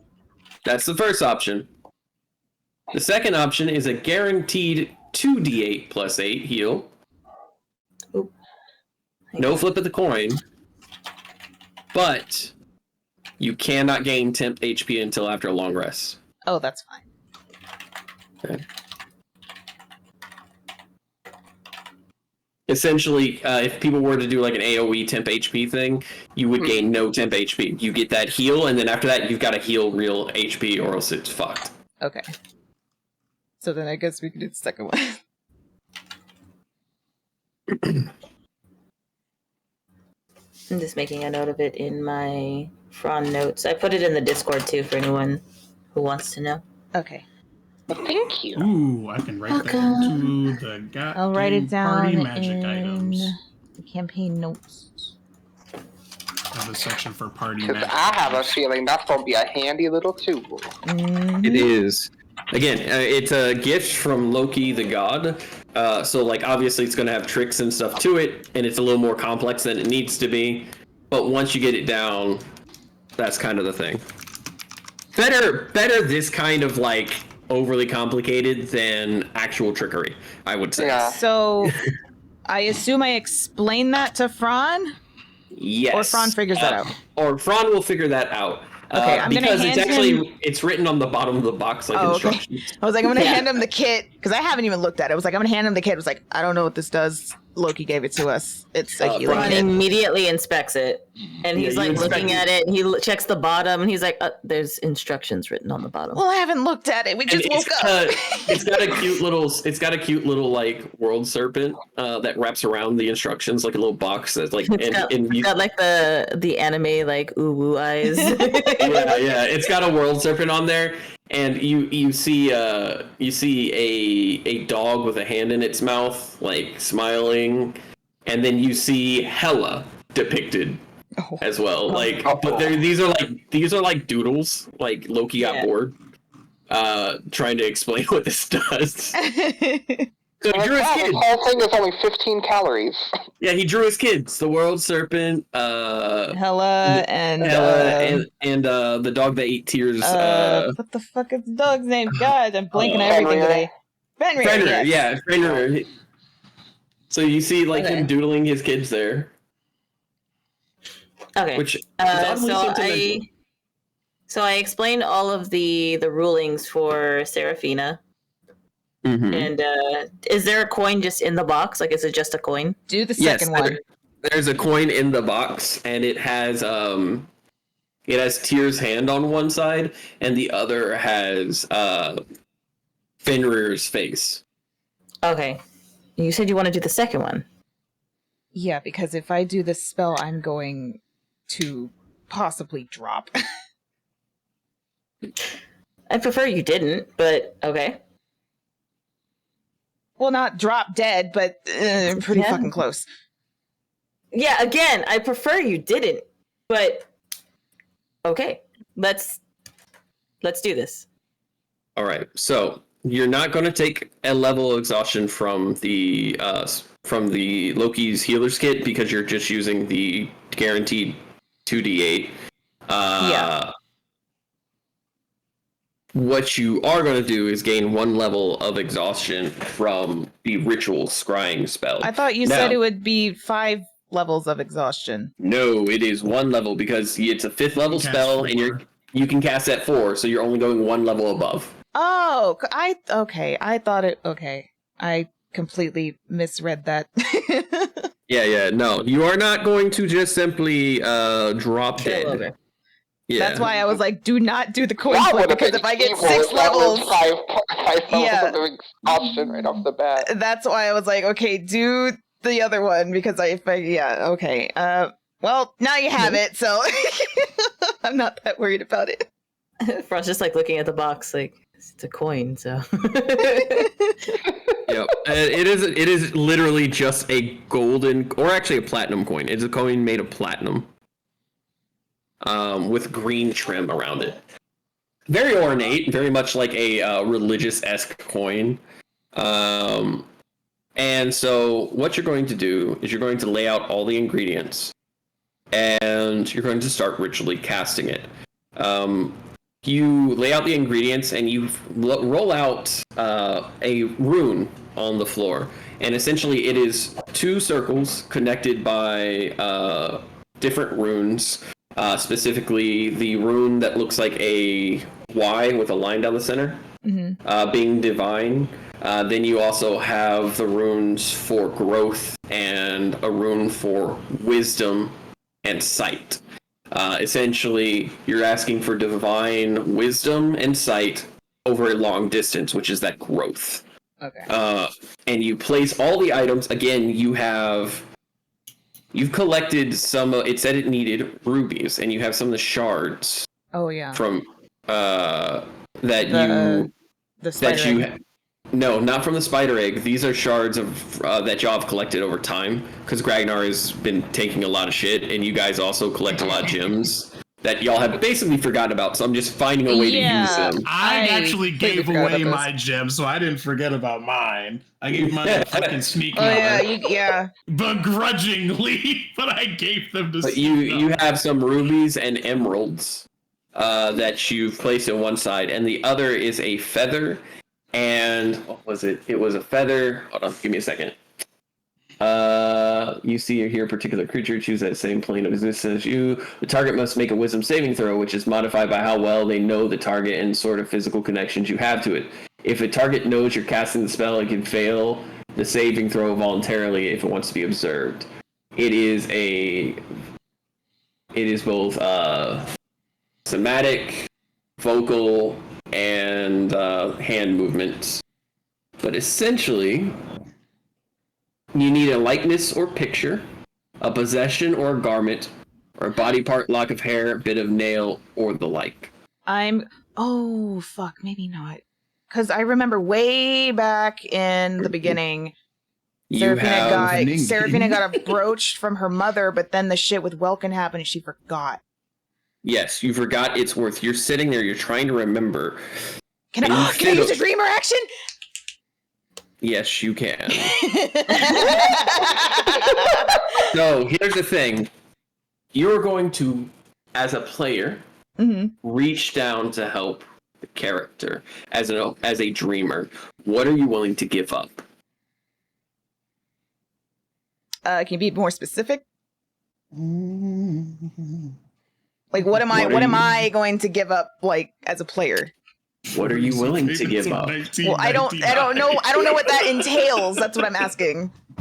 When I describe this to you, you would have to give up something in order to physically affect the world of your players, your characters.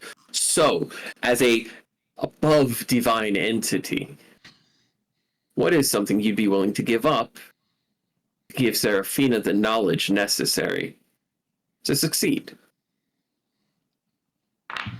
I'm still a little confused on, like... It could be something... You have to be specific, yeah. Yeah, okay.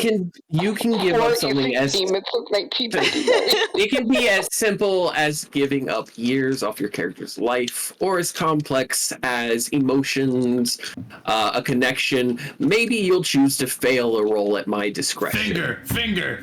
Get rid of a finger. No. Yeah! And what are you willing to give up to gain essentially advantage? A handful of blueberries. You can always leave it up to me to decide. My next pee break. Don't do that. Your next pee break, I'm not going to ruin your bladder for a video game.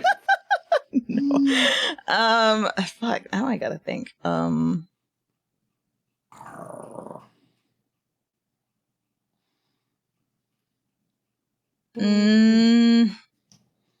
If you want, I can give you three options. I think failing a roll would probably be your safest best option. I don't know. Aaron's kind of evil sometimes. But I would specifically clarify, because Aaron's acting like a whole fucking djinn right now. Specifically clarify, fail a roll during this session. Okay. Aaron, what were the options you were thinking? I mean, you're coming up with the plan now. I don't like that. He's a genie. Just think about it as literal as you possibly can. Okay. Because if not, Aaron's going to swing it in That's what I'm his saying. I don't favor know. and kill us. I'm really bad at this.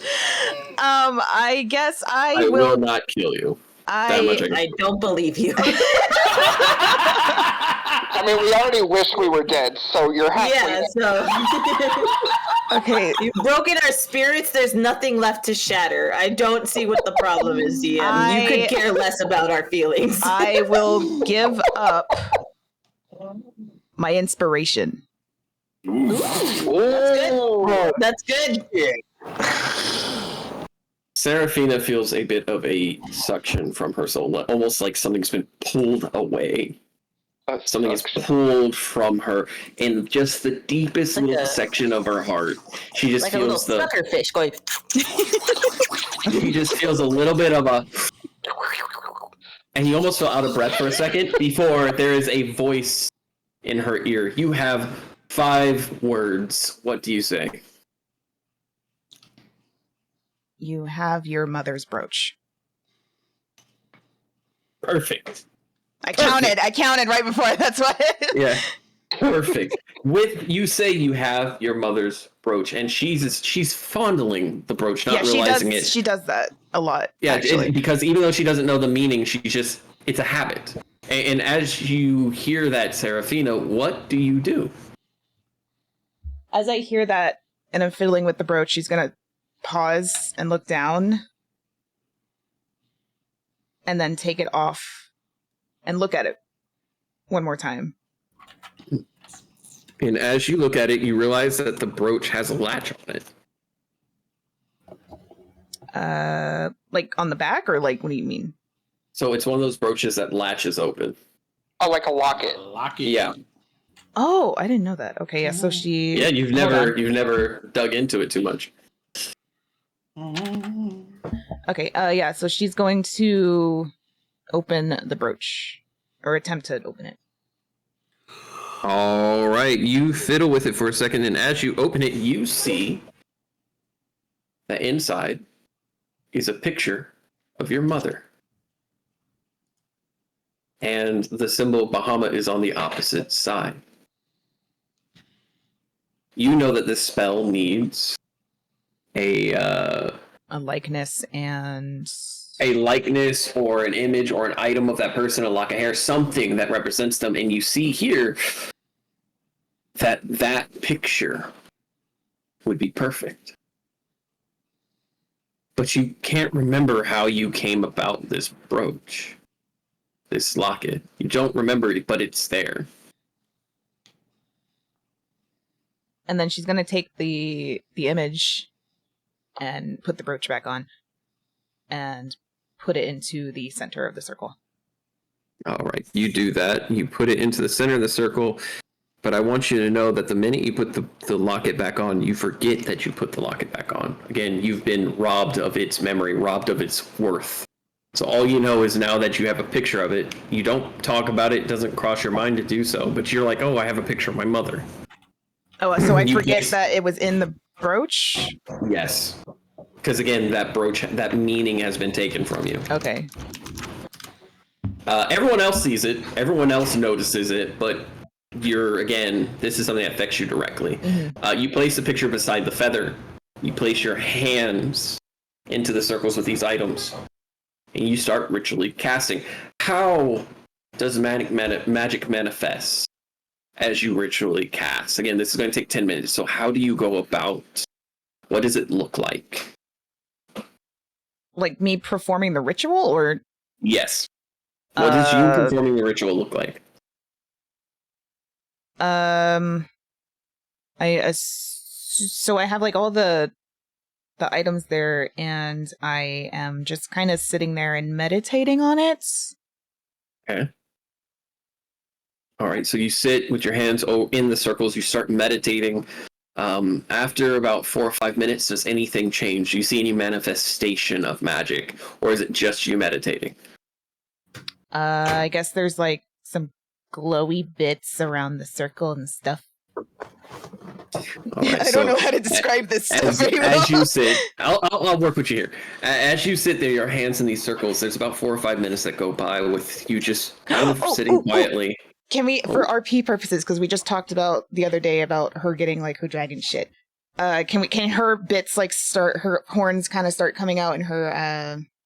Yes. Alrighty. So for the first time ever, guys, you watch as for 4 or 5 minutes nothing happens. Then the circles and the runes begin to glow, and you watch as Serafina begins to mumble to herself.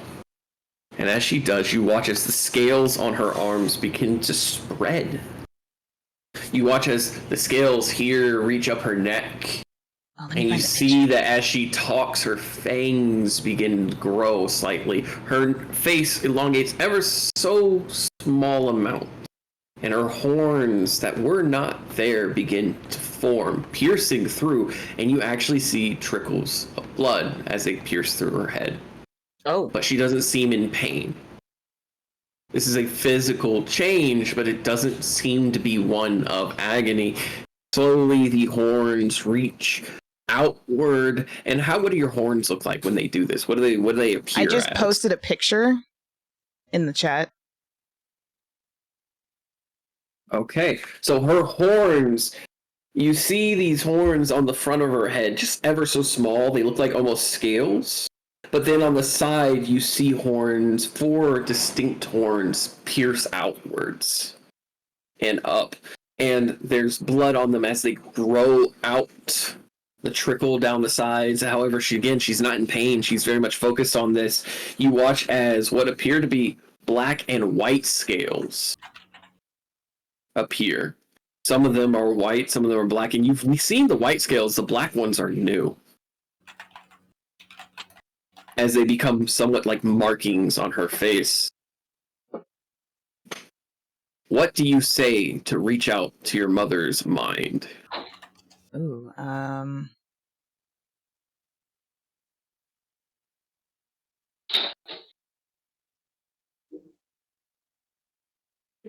you said she'd be like shattered and stuff, right? Her mind is apparently, you're not sure, you've not come across her, but you have seen her at your wedding, and she appeared to be flickering in and out of existence.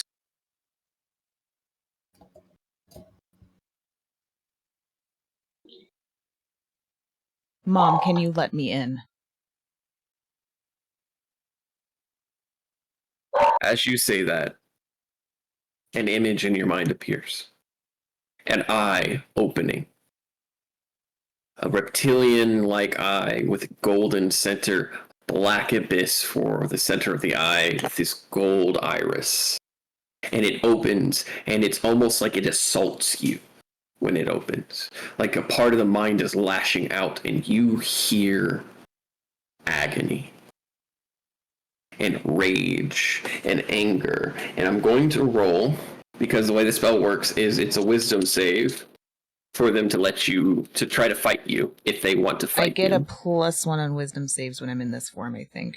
That's what you said. Let me pull it up. It has nothing to do with you. It has everything to do with your mother. Okay. Yeah, it's her, whether or not she wants to let you in. So. I also get advantage with talking with. This right here represents her fighting you. This right here is the part of her that wants you to connect. Okay. Whichever one is higher. All right? Okay.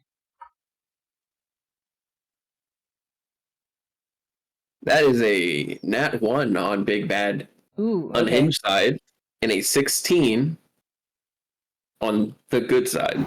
Yay! Or rather, the side of your mother that's trying to keep herself connected. So, what ends up happening is this. You feel that initial pushback. You feel that initial gust of, like, arcane energy as a barrier pops up, separating you from your mother, and it's almost like a roadblock. But as that happens, a hand reaches out to that wall. I'm going a familiar white albino hand touches this arcane wall. What do you do? I am cautiously going to walk up to it and also touch my hand to where her hand is. As you do, for a split second, you see out of not your own eyes, but someone else's. You see a place filled with muck and disease and corpses. Lying before you is a corpse that you were in the middle of consuming. There are kobolds and what appear to be malformed dragonborn all around worshipping. Is there a way for me to attempt to connect with her memories to see what the hell happened? That's a bit different than scrying. Okay. That is different than this spell. This spell allows you to find a person and see where they're at, similar to like a locating their look. What you're asking for is to like read her mind, and that is different. That is right now you're doing a ritual spell, and that takes concentration. If you were to try to focus on her mind, you would lose connection with her. Okay. You see her looking around, and she looks up, and you see the pit. Fades into darkness. Yeah, she's at the bottom of this pit. And again, you see these malformed dragonborn, some better than others. And then you lock eyes with someone else. Black, dragonborn with their throat. It looks like it's been healed roughly, but still carved up.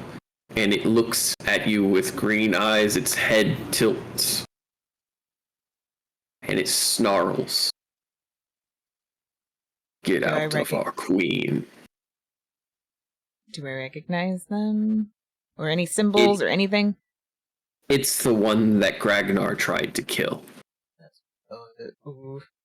You hear a deep voice not coming from the creature, but reaching into your mind.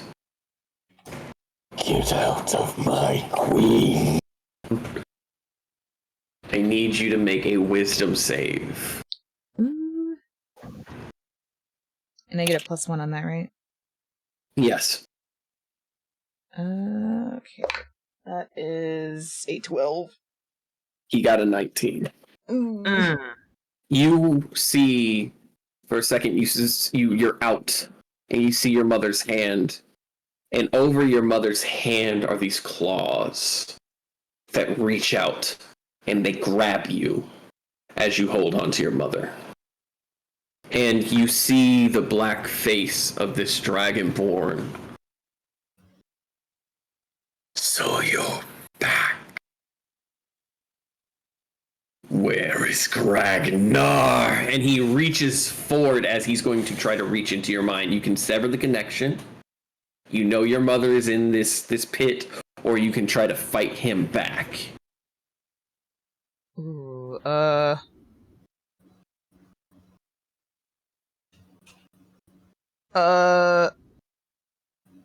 feel like we could get more information if I keep going. Information is always a two-way street. Remember that. I'm asking myself, what would Ragnar do? That's Hello, that's what dangerous Gragnar would question. do. Yeah, that's what I'm just like, I feel like Ragnar would fight him. I'm gonna attempt to fight him back. All right, you're going to attempt to fight him back. Mm-hmm. All right, this is going to be a fight of wisdom, a fight of the mind. I need you with advantage. Okay. As you realize that your mother wraps her finger around yours as well, with advantage to try to push him away or reach into his mind. I'm gonna reach into his mind. That's a nat 20. I'm not even kidding. Holy shit. Did you also? Oh my god! That's 2 nat 20s from the mind. Jesus! What Oh, the fuck happens? What do you do in this situation? So, what is it you want to know, Seraphina? You gotta know what he had for breakfast. I want Yeah, to but know. he's also gonna know. Yeah, I that's want true. to know everything that he knows about my mother currently. And maybe before, or like, what happened? You reach into his mind and you see him revert back to being a kobold. You have something in your mind that reaches out and you hear the word Shashi. Shashi? Shashi. And then you feel a strike across your cheek. You are this kobold. You've been struck by someone who is known as Kinshi, or stone. And in the cobalt tongue, in the dragon tongue that the kobolds use, Shashi means dirt. Your caste is dirt. You are one of the lower 3 castes, and you have been called out for being above your placement. You have gone deeper into the caverns than you should have ever done, and you are being threatened. Roll to defend yourself. A dex save to get out of the way of the jagged blade coming down to slit your throat. 15. You succeed. You roll out of the way and then begin to run away towards the caverns where you had come out. You're but a child of only about 6 months to a year old. And for kobolds, that's still very young. You run away and you hide only to be snatched by a completely different guard. What should we do with him? He's Shashi. And the pit's right here. Enough said. And you're cast into the pit. You fall for a long, long time. Until finally, you feel the crack of your back and your bones against more bones. And you lay there bleeding out. Internal damage, bludgeoning. You were just not having a good day. And you come to realize that this is where you were always going to be. The Shashi, the Zinlu, the Ace, the three lower castes always end up at the bottom of the pit. And you cry. Until a voice reaches out. Soft and kind, but angry. You can't make out what it's saying because it's not words, it's in your mind, and then suddenly you feel your bones snapping back into place. It hurts. It hurts a lot, but you are alive. You sit there exhausted for extended amount of time, gathering your breath when giant white claws appear out of the shadow. A bloated creature similar to a dragon, but not the same, weighed down by broken legs that drag behind it and wings snapped, blind in one eye. It reaches forward and nuzzles you. And you, for a split second, Seraphina, hear your father's name. Is that you? This kobold gets up and bows and asks if that is its new name. Oh. And she goes, "It's so good to see you."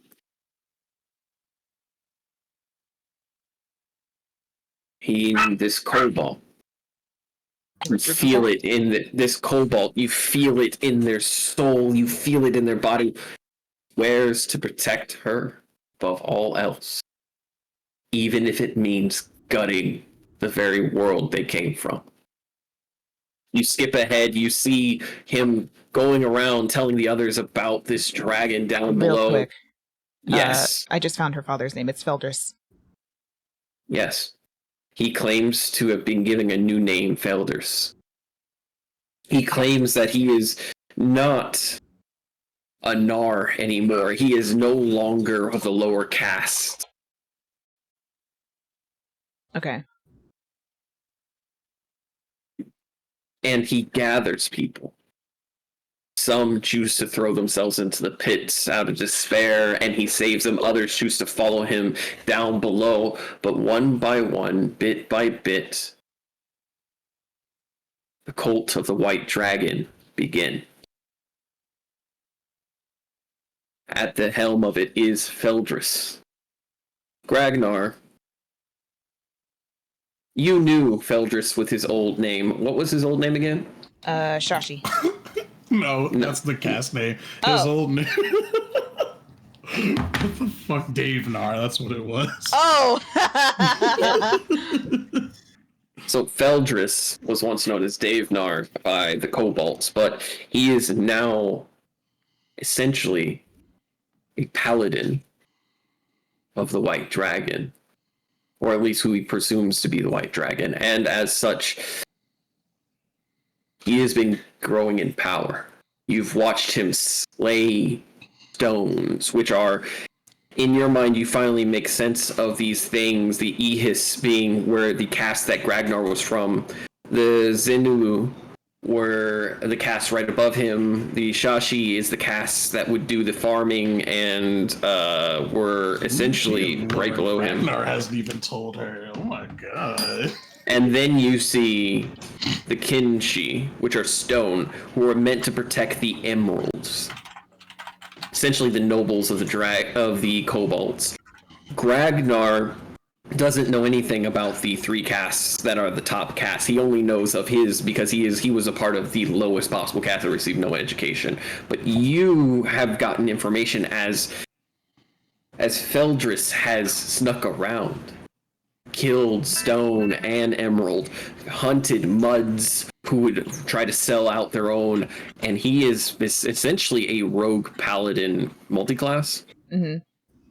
And you know that he is quite good with the blade. He's also learning arcana. And with that knowledge, he is reaching into your mind now. You've gotten from him, and he's going to get from you. Oh, Sorry, repeat the last bit you said. I had to close my door. Sorry. You've gotten information from him, and now it's time for him to get information from you. Okay. This is honestly the best worst case scenario with the 2 nat 20s, because you've gotten a lot. You have his name, you know his goals, you know where your mother is, all of this. But likewise, He's gonna know you can feel him reaching in as you and him stand in one body. This must have been what it felt for him to be with you, and you call out to Fran, her husband. You call out to Gragnar, you call out to Sam, you call out to Luke, to Cookie. Like currently, or is he going through my memories? I can't tell. He's going through your memories. He's Okay. going through your memories as you call out to these things because he's calling out them. He's reaching for information, and once he sees Gragnar, he focuses in on that. He sees Ragnar as a child of the dragons. There's a shudder down his spine as he realizes what he thought was going to be his place, his right to save his people and bring them out, has been taken from him. And instead of focusing on information, what he's going to take from you is your arm. I need you to make sorry, a what? How many times is she gonna lose her fucking arm? No. I need you to make a wisdom save to stop yourself from choking Ragnar. Oh. Okay. He's going to, instead of going for information, he's going to try to take out the dragon. Do I feel...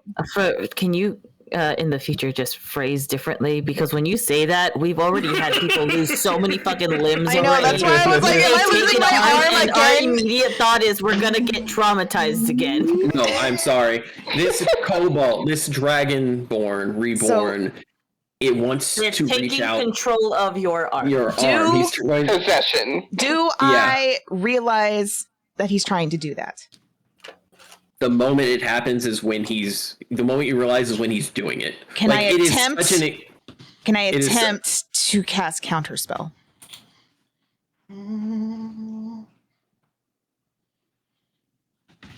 In this moment And with cut your the ritual sever. cast... Or sever the connection? Roll an Arcana. Okay. Because I want to cast Counterspell on myself as he's trying to do that, if that makes sense. Yeah. It's sever it. Roll Arcana, and we're going to see if you can focus on that as your mind is technically being split with his control. And I'm going to... the rest of us see this happening, by the way? You do. You DM. see a split second. What's up? I swear to God, I got another nat 20. Okay, with that nat 20, let's go ahead and see what he rolls. Okay. Let's see how this goes. We get another nat 20. We So see nat what- 20 plus my plus 5 in Arcana, so technically 25. A 19. Okay. It's a 19. Ooh, that would have been really good. Let's put it this way. The moment you realize he's reaching out for Ragnar is the minute that you are no longer seeing this ethereal world, this world of between minds. You look up, and Ragnar, for a split second, you recognize the eyes of someone who wants to end you. And she reaches out, and just as your hands would have your claws rather, because you do now have the ability to use claws. Yeah. Your I was already fingertips, queuing up the spell. your fingertips touch his neck. They ever so lightly press into to scales right between them, and you see just a trickle of blood as you sever the connection. Gragnar, you have a spell winding up, arcane magic, not yet even manifest into form, ready to go, right as Seraphina severs the connection. I was gonna say, Fran ain't gonna let that slide either, because like he would be like grabbing her arm. That's my best friend and my wife. Banish her. I'll see you in another plane of existence for about 5 minutes, please. Is it possible that like right before Seraphina was going to grab Gragnar's throat, I see her like lunging towards him? He would grab her by the waist and pull her backwards? Yes, Because he absolutely would do that. Yeah, you do that. Again, it's the three of you in this moment. You're reaching out. Fran wraps around you, like grabs you by the shoulders and tries to pull you back. No, around her waist, like around her waist. Yeah. You go to grab her around her waist. Fran, it's almost as if like stone is moving her. So like she's hard to pull back, as if it's like it's not just her. It's not will. my strength. Yeah, it's not her strength. It's the strength of someone else through her. And Ragnar, you've got banishment like on reaction, like Like try it, bitch, if you want. like You got it for a whole minute. You're holding her. Yes, go ahead and roll for it, and we're just going to see like what happened. It's a 17 flat because I don't have strength. Okay, you grab her, and you're the reason that those claws didn't go deeper. Again, the fingers close a little bit, and it's just that like the handful of marks on the neck of very much like if it had gotten any deeper, that was the throat. And you hold on. Can I? Because you say I recognize the eyes. Can I like? You just recognize two together? Or yeah. Roll insight to see if you, because again, when you did fight Feldris or Denar or David Nar, Feldris, Feldnar. Feldris. I'm just gonna call him Feldris. When you fought that's his name now, so. When you fought Feldris in the past, the way he looked at you was as if you were just meat for the slaughter. Roll an insight. Insight is wisdom, and I was looking through my inventory, and I've had +1 to wisdom this entire time. Oh my god. Baby boy. You're a spellcaster. Why isn't your wisdom higher? My wisdom is 10. He's a sorcerer. Sorcerers go off of charisma. Sorcerers go off of charisma. Intelligence and I have high intelligence and high. Well, why aren't you a wizard? Man, I have high. My charisma's higher. I have a 16 in charisma. Anyway. Let's see. That's a whopping 4. Ooh, let's go, baby. Oh man. You just know that someone was out to fucking murder you through your friend. That much is obvious. How long do we have until we get there? At this 2 point, weeks. you've got a week left because y'all have spent multiple. I'm using my thing. What thing? I'm using my once per day. Oh, you're to succeed. or No, my fucking tattoo. Tattoo allows him to auto succeed once a day. Mm-hmm. You immediately those eyes overlap with Davenar, and you know for a split second that Davenar for some reason was reaching through to end your life. See you soon, bitch. Yeah. So The connection has already ended, but you say that, and like Seraphina's staring at you like, what? Like you're face to face with Seraphina right now. Oh, I thought I would have wait, that doesn't make any sense. How would I not know what happened? No. It's the idea of like he meant to say it to Davenar. Oh. But Davenar is gone. By the time you sever the connection, like he says, "See you soon, bitch." You know, one of those action movie lines. Is my arm still like extended to his? Yes, your arm is still extended. Like you're almost in. I'm like, going to. Yeah, I'm gonna just fucking quickly pull back and be like, "Oh, I am so sorry. What the fuck happened?" Door, bitch. Whatever you did, I'm assuming while scrying, Davenar got a hold of you. Relative. Oh wait, I have to roll fucking see if I have any points of exhaustion. I do. Yep, you got 1 point. No, I have to roll a D3. Yep. Oh, look at that. 1 point. I'm good. Yeah. 1 point of exhaustion from using the once a day. Mm-hmm. I have to roll a D3, and that's how many points of exhaustion I get. D4. Which, can be, yeah, I have to roll a D4, but and you literally told me D3. I went through. I'm sorry. It's a D4. I'm sorry. Yeah. Okay. What do y'all do in this moment, though? What do y'all do in this moment after this all I'm happens? sitting back, she's like, what the fuck just happened? Like I said, whatever she did while she was scrying, I'm assuming Dave and I got a hold of her. Fran is just going to be pouring Seraphina a drink and handing it to her. Is that a relative of yours? Unfortunately. I'm guessing not so fond of each other. That will be soon to be ex-relative. I'll be sure of that before we leave Garakivon. She's down at the pit.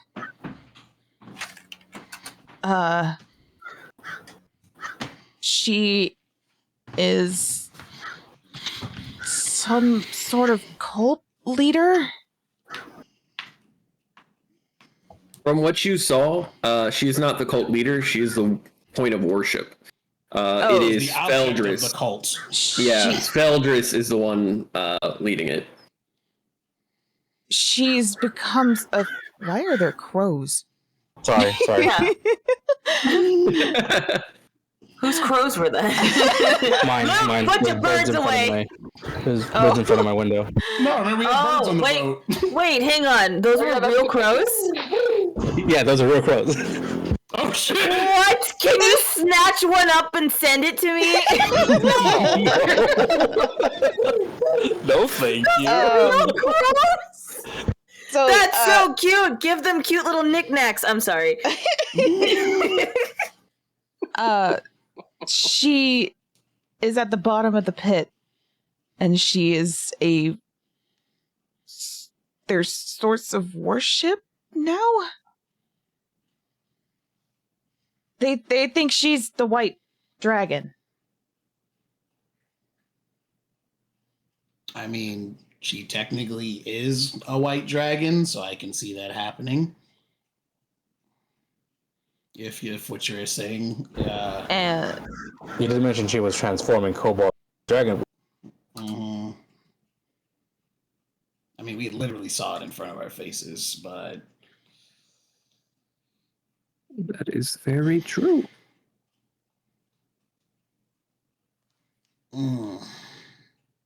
but yeah, Dave Nar, or I think his name is Feldris now, which is really weird because that's my dad's name. He's her paladin. Oh, that changes things. And that doesn't change much. he's the one that's been essentially leading everything.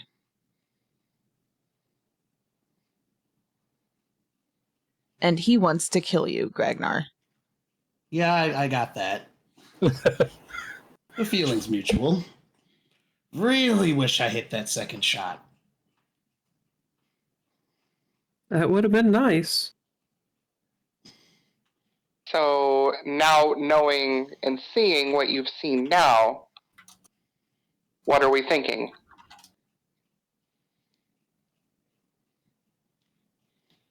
If we're going off of what Doc told me originally, before we went to our little dream thing, Doc told me to start at the top. I'm still not really sure what that means, but to put it this way, I grew up with the people that are at the bottom. They aren't loyal to the people that are further below at all. Gragnar, Yep. remember, the deeper you go, the safer it is. So the higher up casts are at the bottom, whereas starting at the top. The other way around. Yeah. The other way around. Yeah, the other way around. So closer to the surface are where the lower caste are located, since it's more dangerous to be closer to the surface.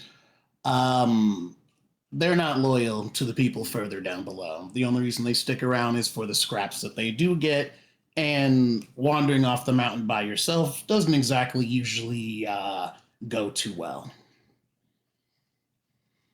So you think we can strike a bargain with the people up the? It's a What? possibility. It's a possibility. I think we should use the potion. Well, it's yours to use. We kind of have to Are get you to sure? her first, but yeah. And she'll pod over to you, and she'll be like, "Yeah." If you think that this will fix her and be a means to the end, then yeah, absolutely. She's not well. Yeah, I got that. Like I knew her mind was shattered, but it's everything else as well.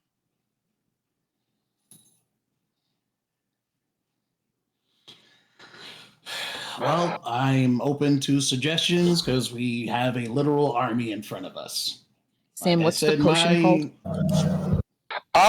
That's a good question. I don't know what the potion's called. DM, what's the potion called? It's called my ass. Kiss my ass. It's called I stick a whole bag of jelly beans up my ass. Dear fucking god. And I ain't seen nothing yet. Is it a true polymorph potion or no?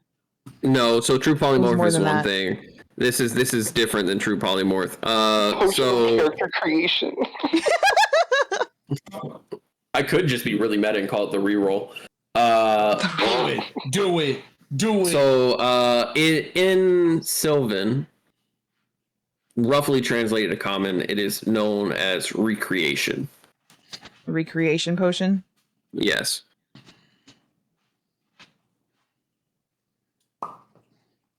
Okay. In colloquial terms, that's a reroll potion. Yeah, I don't think Arachne ever told her the name of it, just what it does. No. Reroll juice. Yum yum yum.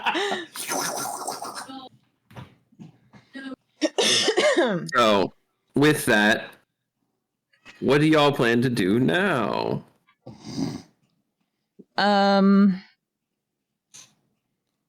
Like I said, my idea, start at the top and work our way down. We can more than likely convince the other people to work with us. Yeah. You and Seraphine are going to be our means of recruiting folks. Yeah, do we have any way to... Say again, Luke, you cut out. Oh, sorry. Do we have anything to offer them? Yes, actually. What? Okay, I talked to Fran about it. I'm going to level with you. If it wasn't for my ancestor and my grandfather talking to me and them telling my mother's intentions, I was just going to blow that bitch up. I'm going to level with you. I mean, I don't blame you. I was literally going to wipe that bitch off the map. They want better for our clan, so they will have better.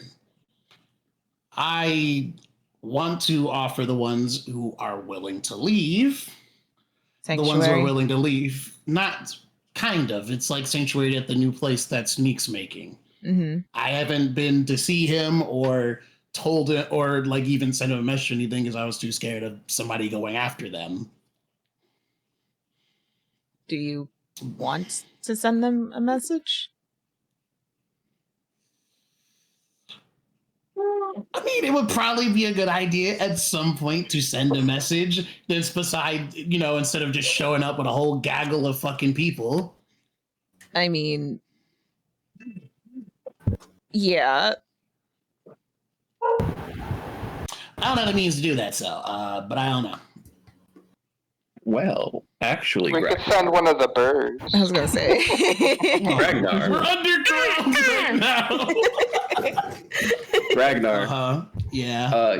You do have a scroll of message that you forgot about a long fucking time ago when you blew up the chest, or not the chest, blew up the desk There were scrolls in there that you took that you never looked at. That's right. Is that the fire brew incident? Yes. No, that is No, that was the beat the crap out of racists. And then I session. snuck off while they weren't paying attention, just started stealing shit. The fire we had brew. we had two fire brew incidents. We had the intentional one where What was I it, the blew first up, one? The first where I session. first session was I blew myself out of a window and almost died. That was also blew up a keg of alcohol in front that of was him. also the first roll of the session, I think. Yeah, I rolled bad and I had 1 health left. The second time was in the dungeon when we went to go get the shit for Yolanda. Oh. He disappeared. Yeah, Mandy's sitting in front of the door screaming. But doesn't want to leave. Oh my god, yeah. But I mean, is it message or is it sending? So it is a message spell, which as long as you have the components for, it has no or actually no, it is sending, because sending was the I one was so that wondering you could because do message is like line of sight. You have to see. Yeah, you have to see. Yeah. No, you're right. It's sending. It's a message of sending. Fuck, that's 25 words. I have to actually think about what I'm saying. And you also got to pick somebody. It'd be sneak, without a doubt. It'd be sneak. Ooh. Or I could be really petty and message Dave and just call him a fucking bitch. You use one scroll, and once you use it, it's gone. I know.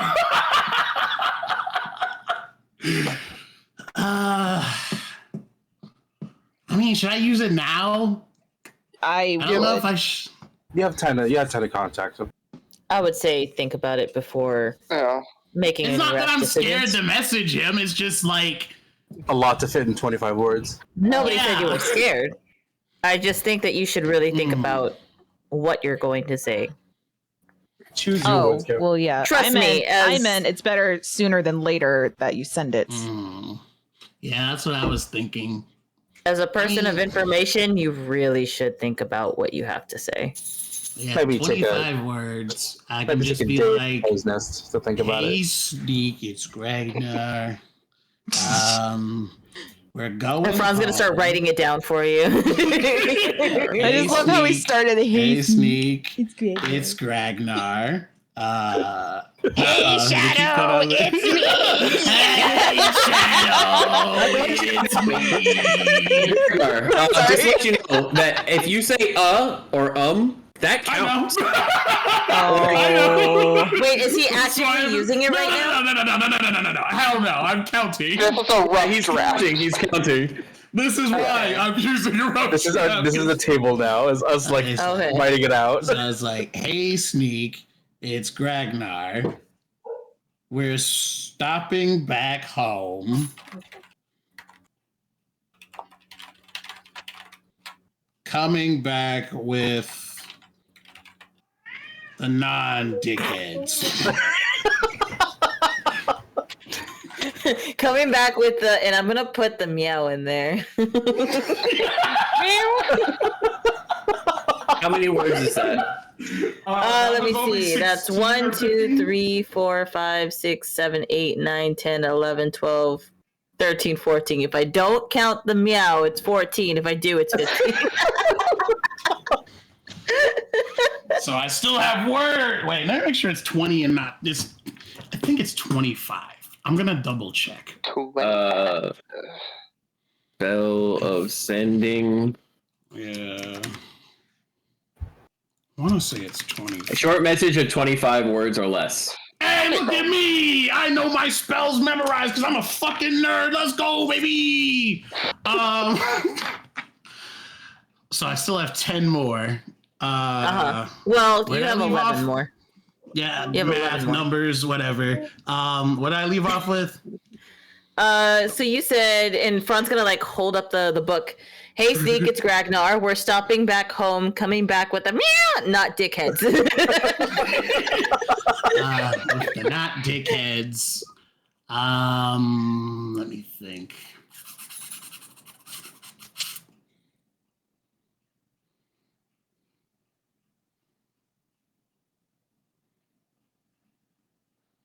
Why is See everyone you so soon. quiet? I don't know what the fuck to do else with the rest of these letters.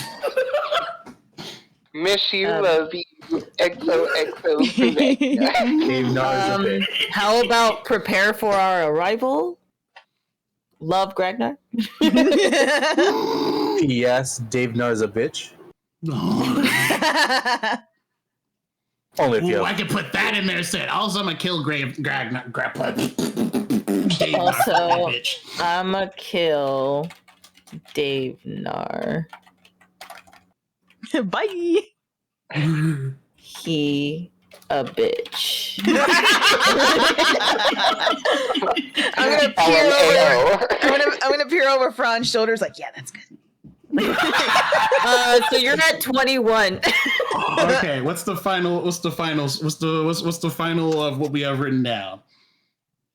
So you have. I want to point out that my Ragnar. headcanon is that over the course of 3 days, this is happening. Yep, we're all Yes. watered down mead, riding on many pieces of parchment. Hey, Sneak, it's Gragnar. We're stopping back home, coming back with the not dickheads. Also, I'm gonna kill Dave Nar. He a bitch. Mm-hmm. XOXO, love Gregnar. XOXO in, and that'd be it, because that's 4. Is that really? So I have 4 left. Yeah, Yes. 4 left, Four but left. you can always put the XOXO. Oh, I got you. Does it have to be 25 words? It doesn't 25 have words. to. You, Or less. I might as well use them all. See you soon. Bye. With a lot of ease. All right. And whenever you send this, they have the ability to reply in kind Respond with immediately. 25 words as well. Yes. Don't chaos. Okay. One second. Let me create an actual like paper document look to it, so it looks real professional, like, you know. Oh my God. Wow. You gotta make the font like a handwriting font too. I will. I absolutely will. Yeah. Let's see. Would it be ripped up paper that you're using? Just asking for. Oh, Yeah, that's the map. What kind of? That is a big map. that's a big map. Yeah, that's Dottie Key Van. We got That's that. I'm going to fuck the fear turkey. You're going to what? Sorry, no, just in my head. I appreciate you. Fuck mothering vampire, you deserve to be called as such. Oh my god. It's a reference to Helsing Abridged, babe. It's a reference. Oh, that's right. I fucking Writing the letter. love Sorry. Helsing Abridged. That's right. I'm gonna fuck the fear turkey. Oh, I'm gonna do it. Yours truly, Alucard. The crimson fucker. That was a 70-inch plasma screen. TV. What have I done? What can I do for you? You got the document? I'm pulling it up right now. You're working on it. Make the font something terrible like Comic Sans. Absolutely not. Fran is the one who wrote it. Fran's extra. See, like, Fran only uses Times New Roman. They know what to be. Fran is the motherfucker who wrote the original scripts you see for like the Bible where they have the fancy letter that's like took 6 months. It took 6 months to do.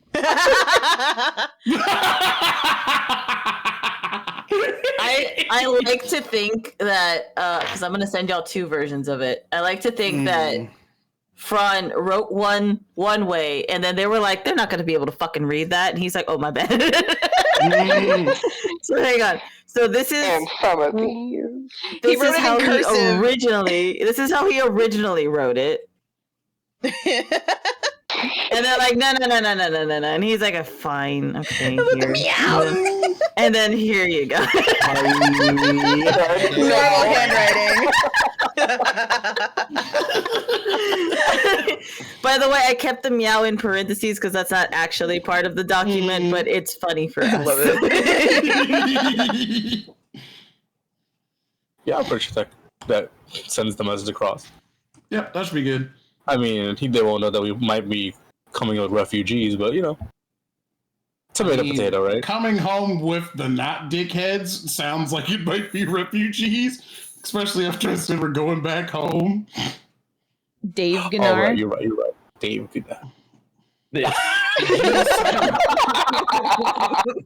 The abrupt cut from like the is killing me. Time. You're right. What the fuck? Holy shit.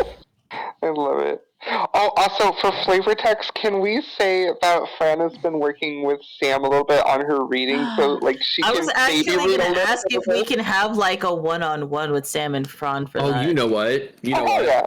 Sam, Yes. you wrote the plain version. Oh!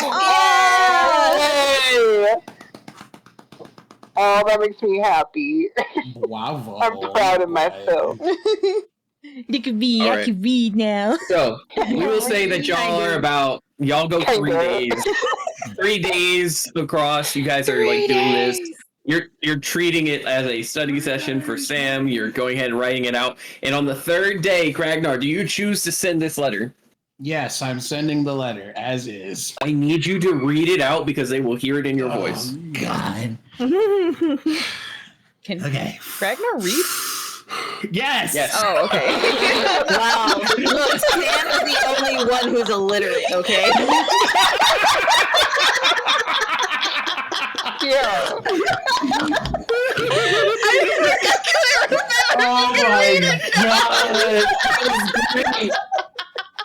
That was fucking brilliant! Oh my god! That's because we're not fucking nobles.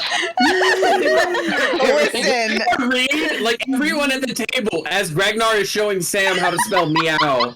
Yes! Ragnar, this is an onomatopoeia. It's a sound that represents an actual noise made in the real world. Fuck you, Sam. Yeah. Ragnar's fucking. I think I have the highest intelligence in the group. Hang on.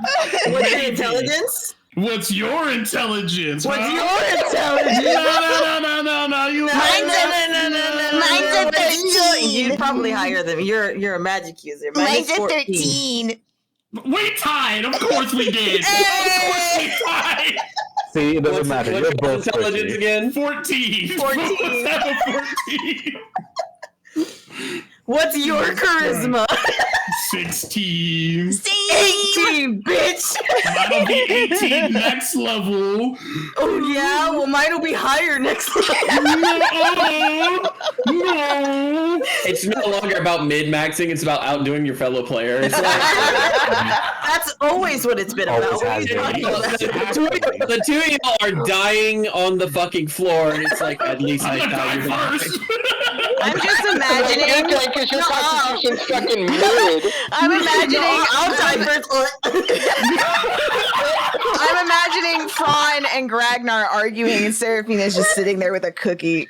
No, when you say that, you started this. Like, you. No, that's why she's sitting there with a cookie. She's Yeah, got a that's why I'm shitty serious. Y'all Let's read this. Let's read Yeah, this. y'all are heading through Heaven's Gate, by the way, as this is happening. Okay. Okay. I have my fucking eyes don't work, so I have to get really close so I don't say Okay, this is the final one. We're actually casting the thing, so I don't fuck it up. Hey Sneak, it's Ragnar. We're stopping back home, coming back with the not dickheads. Also, I'm gonna kill Dave-Nar. He's a bitch. See you soon.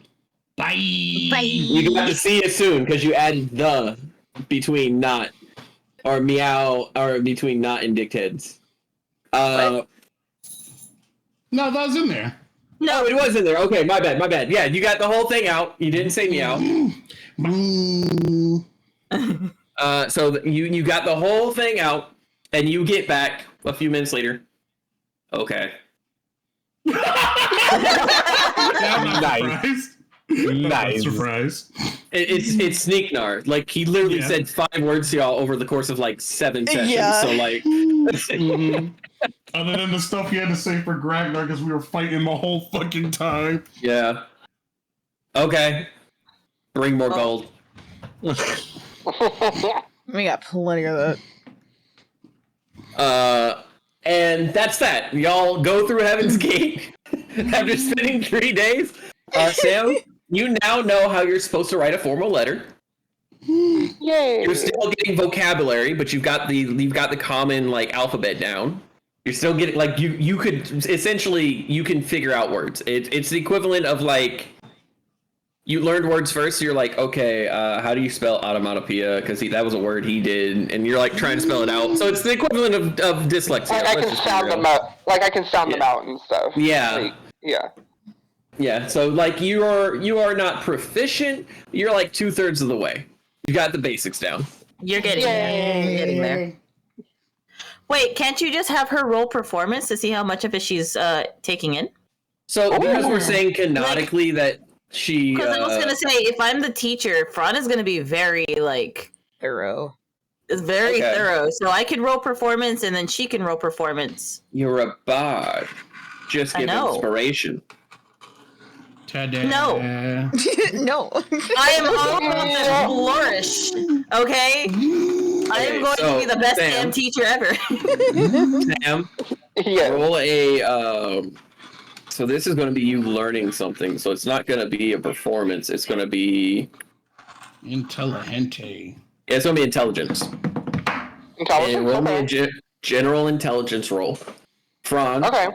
Yeah. I want you to to do a wisdom roll on how well you take in the ability to teach Sam the way that Sam would need to be taught. Does that make sense? Sort of, but I'll take your word for it. You're the DM. Yeah. You know what you basically. Basically, you're trying to figure out how best Sam learns.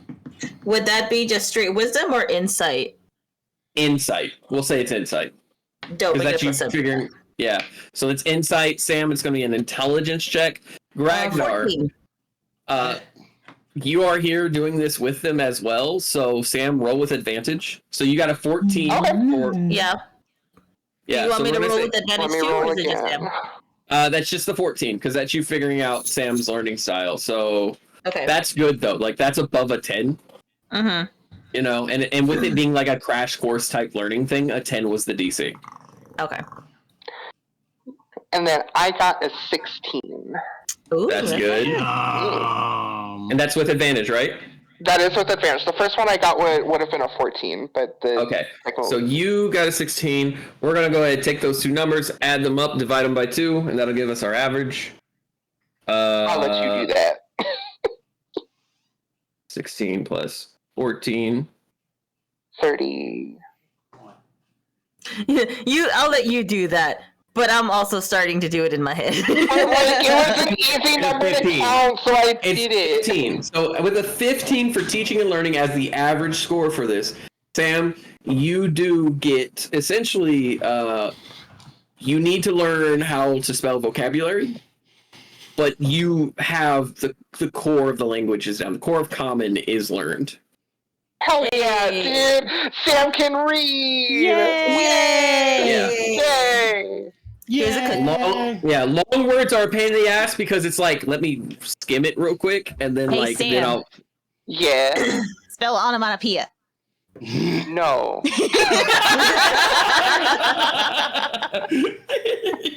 Good answer. It's a good answer. I don't know how to do that IRL.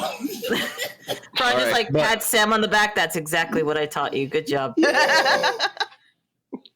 But yeah, no, you Not a learn how to read.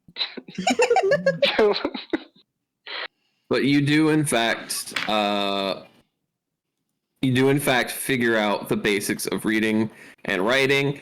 Like I said, it'll be something like every now and then, depending on the words, like you'll have to sit there and be like, the fuck is this?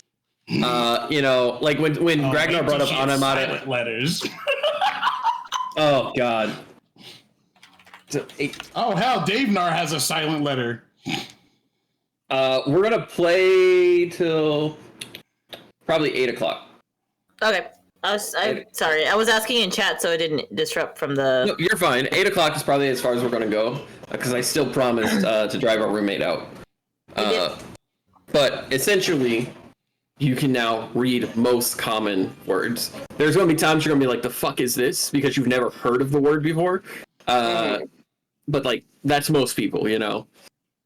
You guys, at this point, have gone through Heaven's Gate, and you've only got a day or two until you arrive at, let's see, at the inner sanctum. What do y'all do during those 2 days? Look. I've been decided.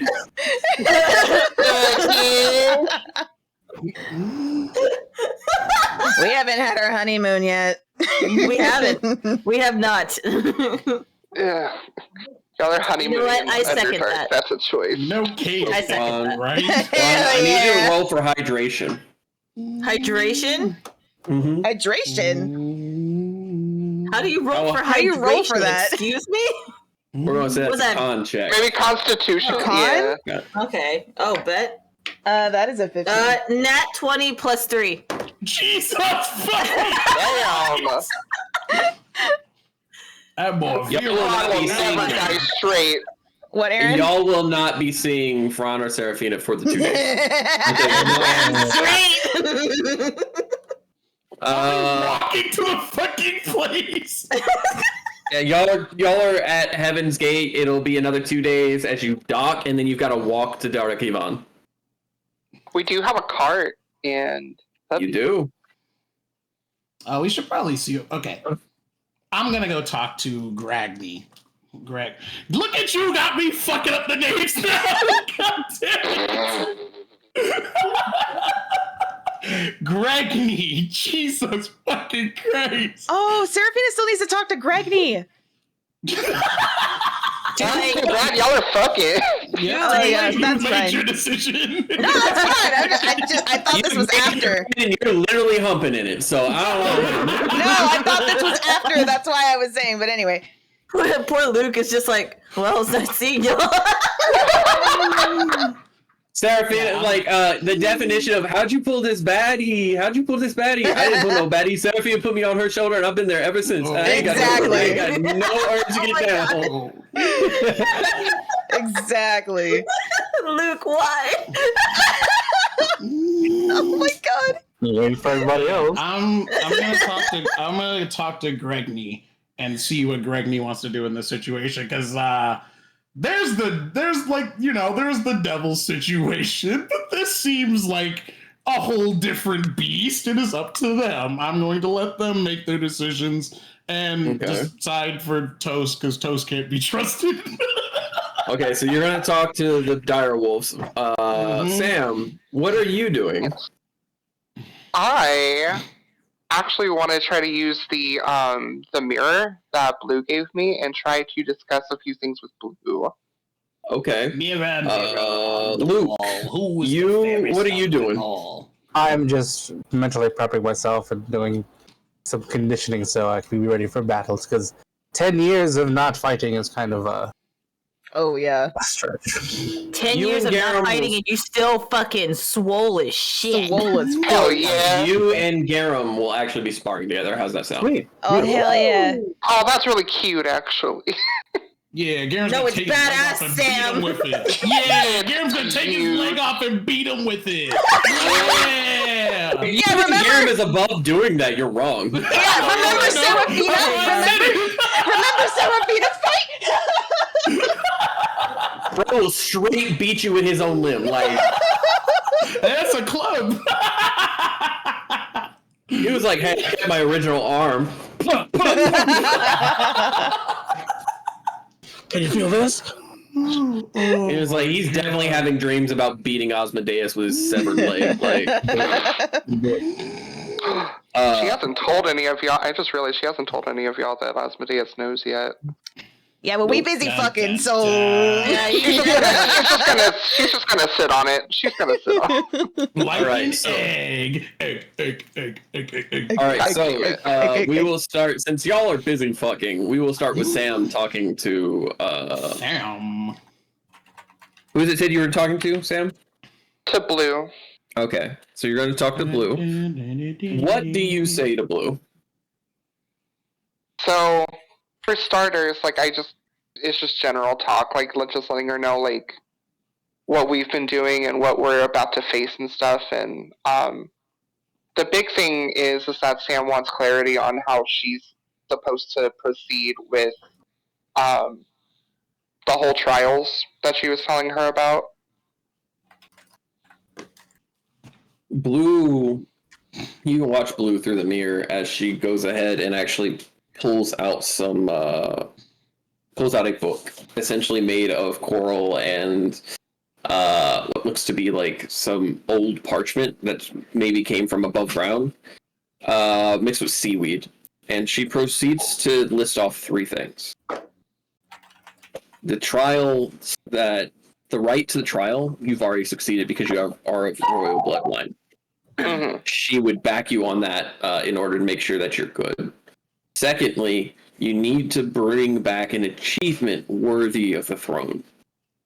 In other words, you must bring back proof that you have achieved something that only royalty would be able to achieve. It's very obscure. People have brought back ancient items, things from ancient items to the head of demons to prove their points. Then the last part is combat of royalty. Basically, you in physical combat with the person you're trying to take the throne from, which would be her nephew, who, as she said, is a kid who's about 16, who's being led astray by a different sect of followers. Mm. So you would have to defeat him in combat, and the thing is that she's worried because it would be easy for you to defeat him in combat. He's not a combatant, but they don't seem worried about it, despite the fact they've met you. Mm. In other words, it feels like they've got something up their sleeve. They're gonna cheat. Okay. And then she would also bring up to her the blessing of Calypso that she would have received.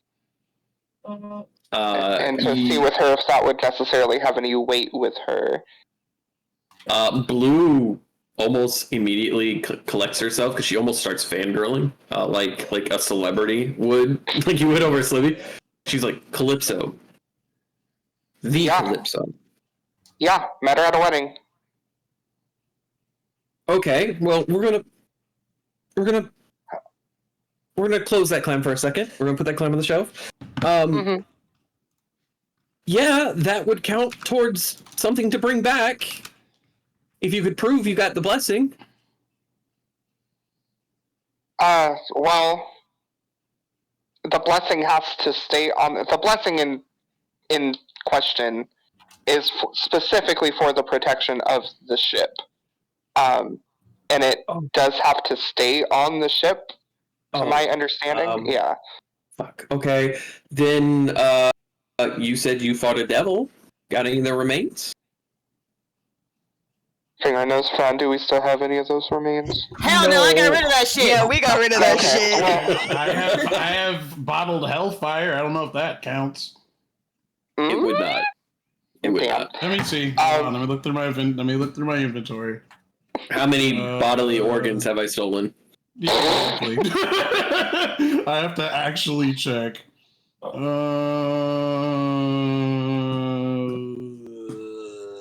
But even still, Sam probably wouldn't know if you had it.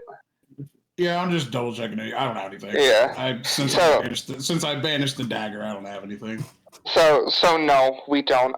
Fran had to give that over to the Kingdom United to essentially cover his tracks and our tracks.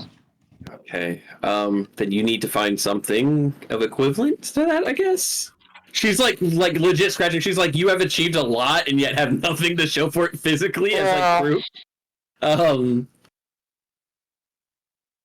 I mean, even if you were to bring back something of a devil or something to prove it, because the devils have been the arch nemesis of the sea for a long time.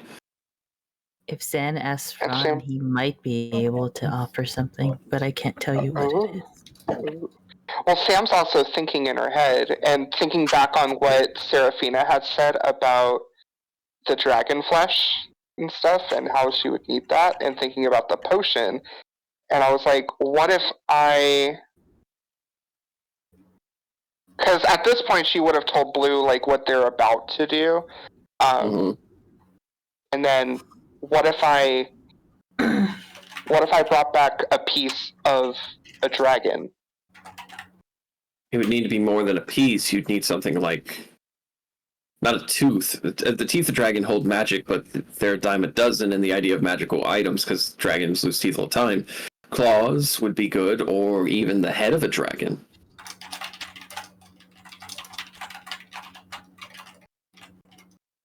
I know that might be a bit macabre considering what you've explained, but it would work. Yeah, and it's also Seraphina's mother. I don't know how they feel about just keeping that on board. It's gonna cut to Seraphina just sneezing. It's just like, wait a minute. Gesundheit. I mean, the woman you're saving is the queen of an entire country, and from what you've said, she'll have a new body. I can only speak for myself, but I would say I'd be alright with it. Get rid of an old vessel and use it towards the betterment of the world would be grand, in my opinion. But that's just me. Yeah. I'll figure it out. I'll talk with Seraphina and we'll figure something out. But more to the point, what do you think would be a proper time frame for me to try to commit or try to do all of this in regards to the trials? I mean, right now, everything's quiet. Since they ran into you, they've been pretty much keeping everything underground, very sneaky, as my nephew has visited me a few times, which is odd. But he seems very calm. Everything seems to be calm. It might be the calm before the storm. Question. Her nephew's Osmodeus, right? No. Osmodeus is my... Oh, wait, no, you're talking about Blue, never mind. Yeah, no, Blue's nephew isn't Osmodeus. It's a young man who they haven't really named. He's to be king of the oceans soon. Which we still need to figure out a name for the Oceanic Kingdom. We haven't thought of that yet. Yeah, I've been waiting, I haven't thought about it, excuse me, God. Anyway. Excuse. Ocean Land. Ocean Land. Take me by the hand. You did it. God damn it. And then Sam will like clam up a little bit, and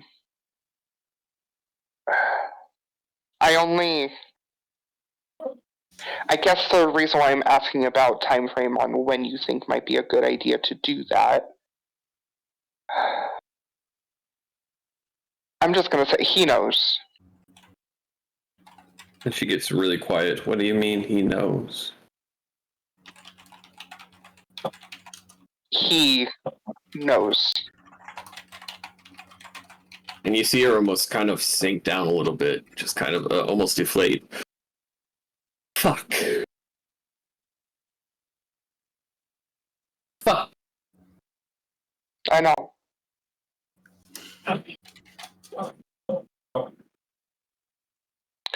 Rose told him.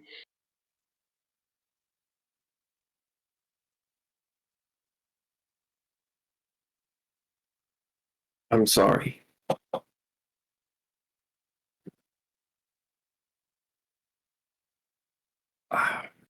I'm sorry.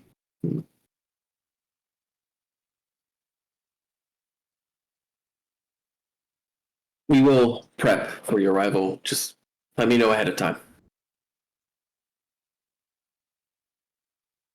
I'll talk with the others to see when would be a good time. We have a lot to do here, obviously a lot to prep for, and my idea is that the more ranking and the more power we have behind us, the better we're going to be in the end. And if anything, this is just going to be another tool in the arsenal. All right. Well, take your time. do what you need to do. Like I said, just let me know when you're on your way, and I'll get you here. Okay. And she lets out a deep sigh, and she goes, "I love you, Sam. Just be safe." I'm always safe, you know that. I've never been in any trouble. The look on her face is she just 1,000-yard stares, like, and that's where that will end. Yeah. We're gonna go ahead and go to Gragnar. What are you doing? That's me. Hi. Hi, Gragnar. Oh my god. All right, Sam, you gotta snatch up these names. They're so good. Yeah, We're they're talking about proper city. city names. Hold on, I gotta go look. Hold on. Here, hang on. I'll read them out for you. We've got Oyenland, Ocean Man, Oceanlandia, Waterworld, The Wet Place, SeaWorld, Big Clam, Big Blue Clam, something with a clam. I don't know. Mermaids like clams, right? Clamtopolis, Old Greg's Dominion. Mm-hmm. Huh? You have so many choices. Mm-hmm. They're all, all right. so good. Hold on. Old Greg's Dominion. I'm claiming that.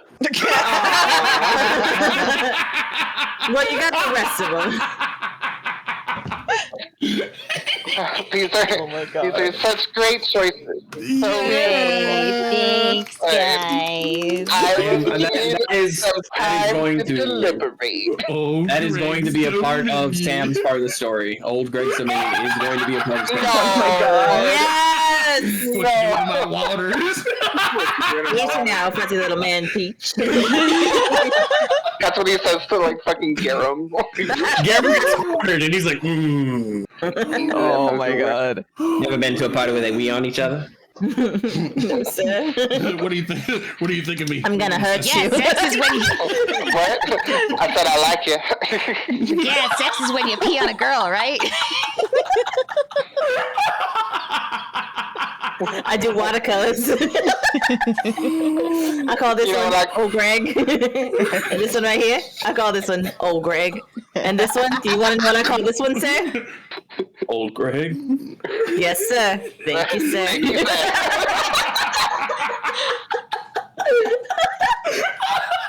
Easy now, fuzzy little man, Peach. So what's Gragnar doing? Gregny.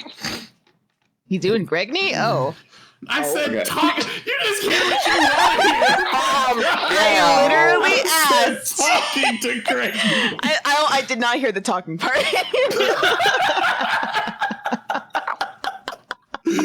Oh my god. So you're staring at Gragny, and Gragny stares back. No.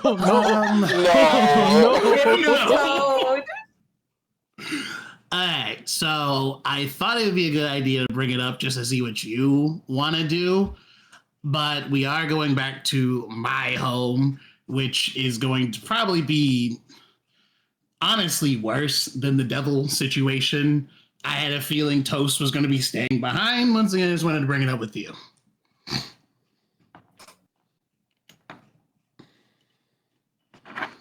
I'm going with. Sounds good to me. I'm assuming Toast is staying behind. Oh, let Toast come. Toast sits there, and Toast is kind of like leg up, gnawing at his inner thigh. Please, Sarah. Toast. Toast. Toast.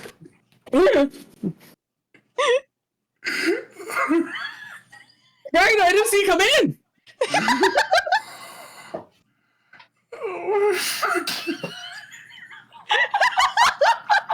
DM, I have a request. Can you pick up Sarah and just like It is Sarah.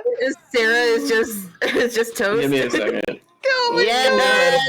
She just stiffs up. She really does. Hang on, let me make sure everyone can see this. I gotta pick up Sarah real quick. What? Showing Sarah off. Why? I've been requested to do so. Oh God. Here comes the girl. Wait, Beck, where's the fucking picture that I drew of Sarah? Oh yeah, hang on, I got you. I posted it. Oh my god. Oh, I drew a picture of Sarah on fire and just Oh, that's fucking she get real great. stiff, you know. yeah, this one.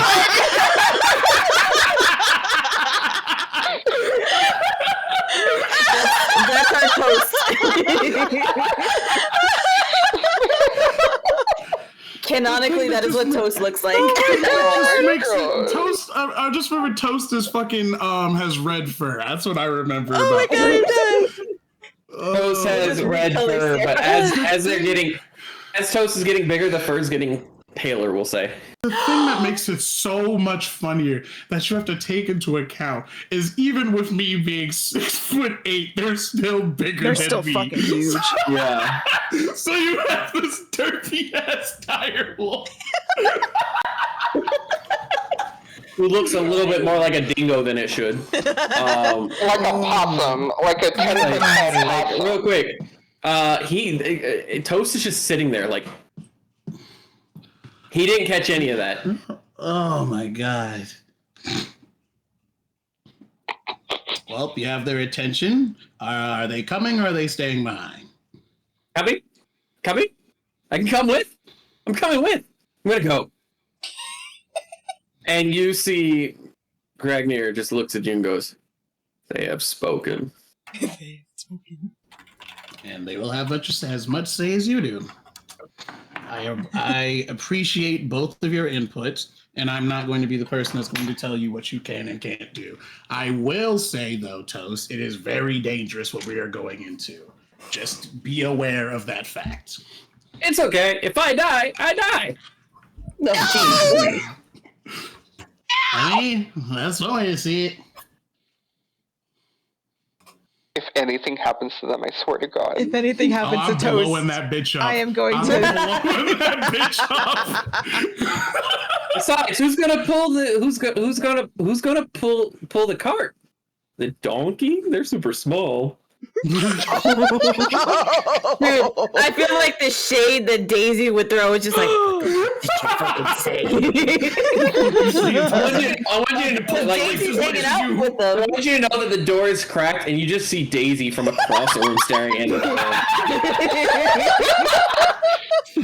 That needs to be drawn. That needs Hold to on, be I got the drawn. perfect gift for this. Hold on 1 second. Oh, where is it? No. This.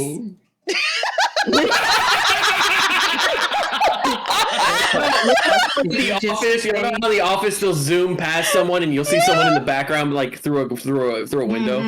Yeah. That's exactly what it is. It just makes it funnier. It's because, Daisy's the size of a regular donkey. I'm assuming Toast is like double her size. And then Daisy is the fastest donkey in the West, alright? And then we have Gregny that is bigger than probably both of them motherfuckers combined. Ew, I hate that. Ew. Ew. I don't like it. But yeah, no, they have agreed to go. As you walk out, you lock eyes with Daisy, who just looks at you. And I want you to roll an insight check. Ooh, I'm terrible at those. Let's fucking go. Yeah, tracks 8. You get the feeling that Daisy's trying to say something as they stand by the cart. Like it's the cart that like was snacks that Daisy pulled beforehand. And like there's this look on their face. We like have 2 days. Yeah, you got 2 days. You're doing the first day now. I'll use a spell slide and turn into a donkey. To understand donkey? Mm-hmm. Oh my God. The minute you turn into a donkey, there's no reaction from Daisy other than, if you think I'm going to let them pull my cart.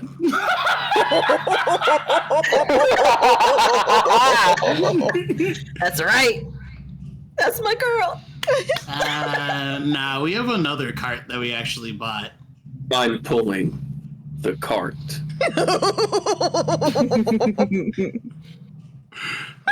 I'm just Just like, yes, ma'am. You This think is I was hard. raised to be outdone by a furball who can't tell the difference between their own balls and their asshole? Okay, hold on. We gotta get a conference call on this one. Oh my god. I'm gonna fucking cast polymorph again because I still have one more spell slot to use it, and I'm just gonna split it and also turn them into donkeys. Oh god. Like, you have the spectrum now. You have the death stare, you have the dirt, and then you have someone who is way more serious than you ever thought they were. I'm pulling the cart. And you see Gregner go, okay. But you see Toast go, you're so small.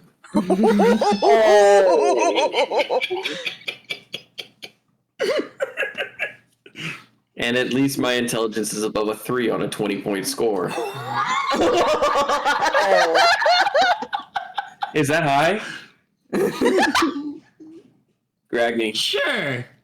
For some. For some. Gragny proceeds to look at Daisy. You can pull the cart. We'll walk beside the cart. Fine. But no one touches the cart. It's what I was good at.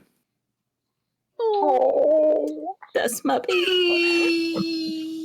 And everyone gets kind of quiet. It's very obvious that like the animals have conversed and therefore are aware of each other's scenarios, and they all get kind of quiet. And like Toast goes, "Okay, so the small one pulls the cart."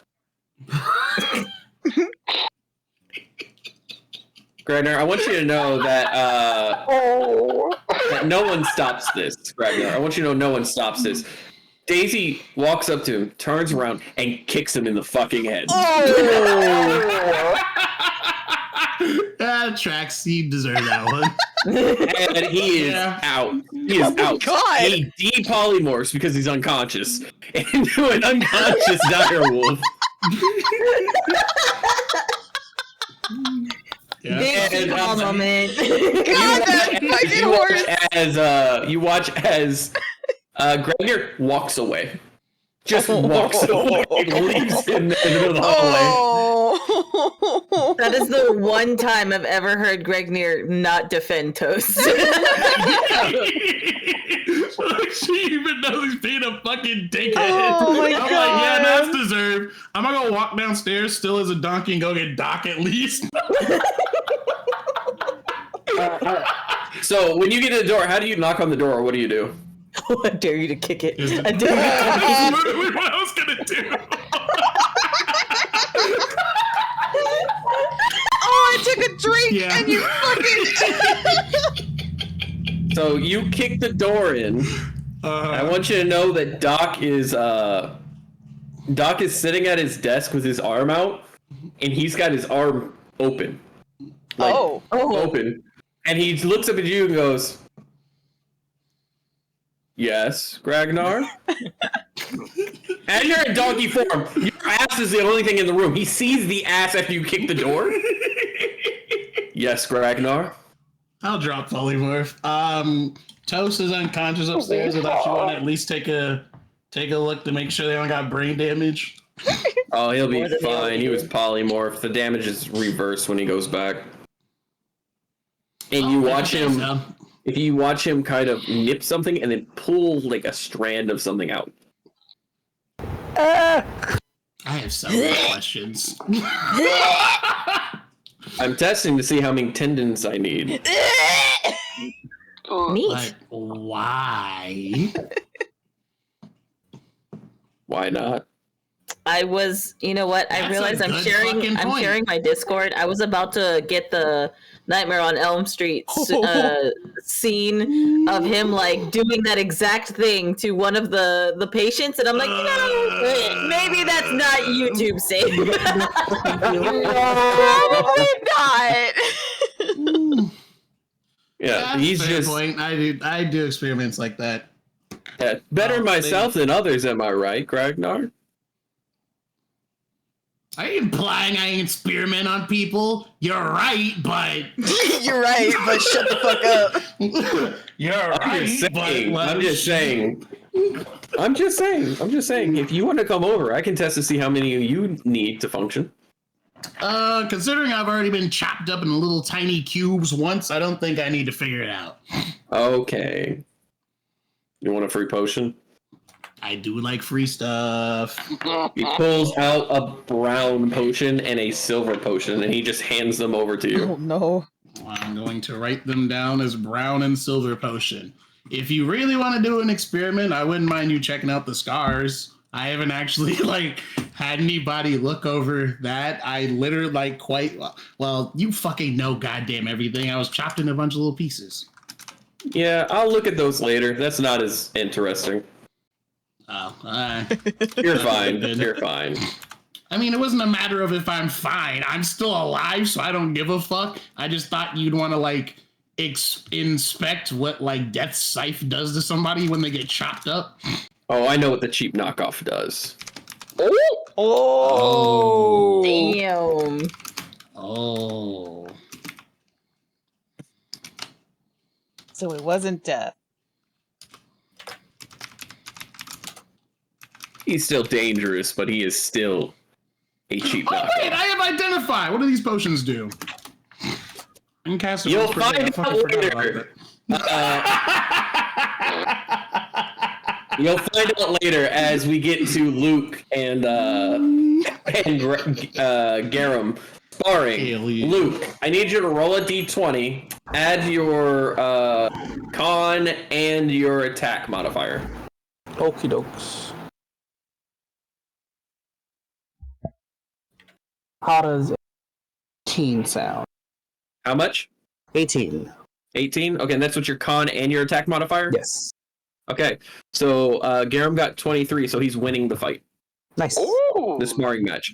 You two are going at it. Essentially, the con represents how long you're lasting, and then the attack modifier is your weapon of choice. You two have been sparring for about 15 minutes nonstop. You're feeling winded. Before, when you last fought, and everything, you wouldn't have felt winded after 15 minutes. Man, 30 minutes was fucking breeze. You're realizing you're out of practice. Yeah. And as you're fighting, you see Garum's necklace. And it is the necklace that's right. that was given to that he has in this world of the goddess of destruction. Kind of looks familiar. What? And Garum's he's not using his guns, he's using 2 daggers. Oh, something that pen feels familiar. Oh. This is this was a gift given to me when I was younger. He looks really tired. He's somewhat exhausted. Yeah, this is from a goddess that I worship. She's the goddess of destruction. She's done a lot for me to help me get to where I am today. Do I know that I was asked by the god of destruction to come? Yes, you do know. That's why that sounds familiar. I believe she's the one who asked me to come here and help. The goddess sent you? Yeah. I thought I was going to be the one that sent me the first time, but yeah, I don't know what the gods want with us, and he's going to try to swing at you. That is going to be a 16. Does that hit? Yes. He's going to swing at you mid-conversation, catching you off guard, as the dagger just caresses your chin. And these are wooden daggers and wooden weapons. So like what they've been done is they've been dipped in paint or like a type of glue that when it hits you, it leaves a mark. So he leaves a mark on you. It doesn't deal any damage, but it counts as like a point in training. Yeah, it just tells you where they hit. Yeah, so right now that's 5 points for him and 4 points for you. Or I'm sorry, 5 points for him, 3 points for you. Thank you for opening my eyes, Garum. I'm completely out of shape. It's fine. 10 years as a happy old man with everything going your way sounds like something I would love right about now. That's what we're fighting for, right? Yeah, we're fighting so that we can stop fighting. Yeah. If you want to swing at him, go ahead and roll. No, I'm not swinging at him. Oh, are you done? Is it? Did we agree to 5 points or like 11? We'll say at some point. We'll say whoever gets 8 points first. Then yeah, I'll swing at him. All right, so you're swinging. Go ahead and roll to hit. DC you have to beat a 16. 19. Hey, you hit. All right, so how do you swing at him? How do you attack him? He swept me, right? He got your chin when he swiped at you. How do I want to do it? I'll get his calf, his actual calf. All right, and what weapon are you using in this? Just a wooden greatsword. Wooden greatsword. Yeah, so you get at his calf and you get that swipe, and the blue mark on the edge of your wooden sword gets him, and he goes, God, fuck. And he's going to immediately go ahead and use.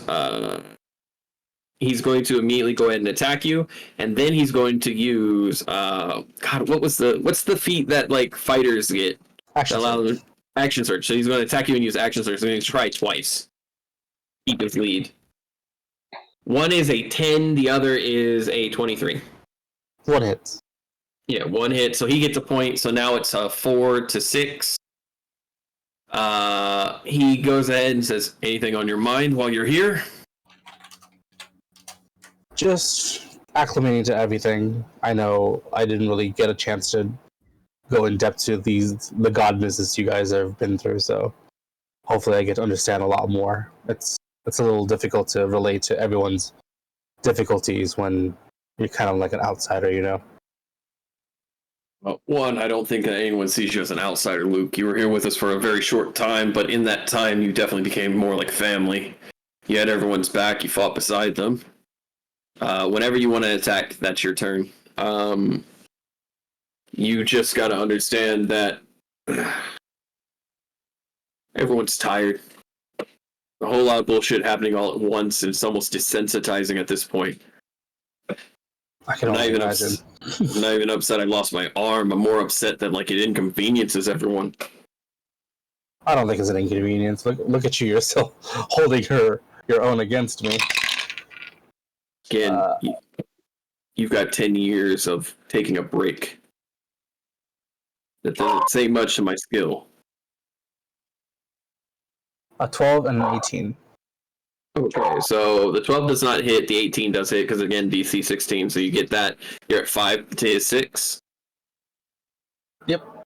And as you do that, he's going to take the opportunity to go ahead and he swipes at you, you dodge, he drops the dagger, you keep your eye on the dagger, and he's going to, that's going to be an 18.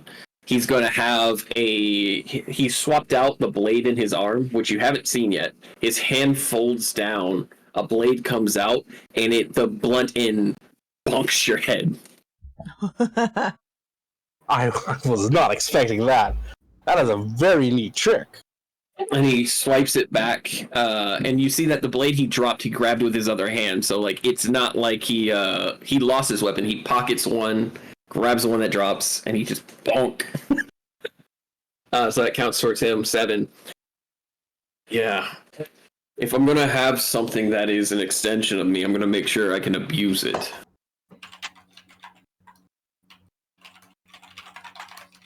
It opens up many opportunities for you, and then I'm gonna I'm gonna do my action surge. Alrighty. Oh, that's right. Y'all both are fighters slash rogues. Yeah. That's 17, 16, 18, and a 24. All right. Is that all different attacks at the same time?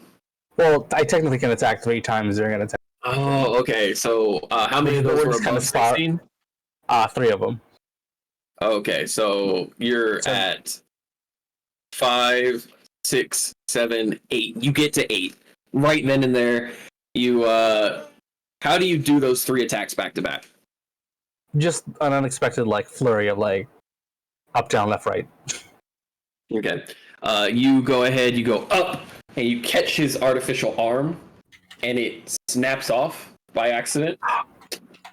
Down, you come on his other shoulder, and then left, he steps back, but then you get him with a shoulder check for the right. And he falls on his ass with his arm beside him. Fuck, it was loose. I will help him up. Yeah, he grabs the arm, puts it under his, and you help him up. And he looks at it. There's no damage. It's just you caught it just at the right angle to flip it up and off because his strap was loose. So you literally disarmed him.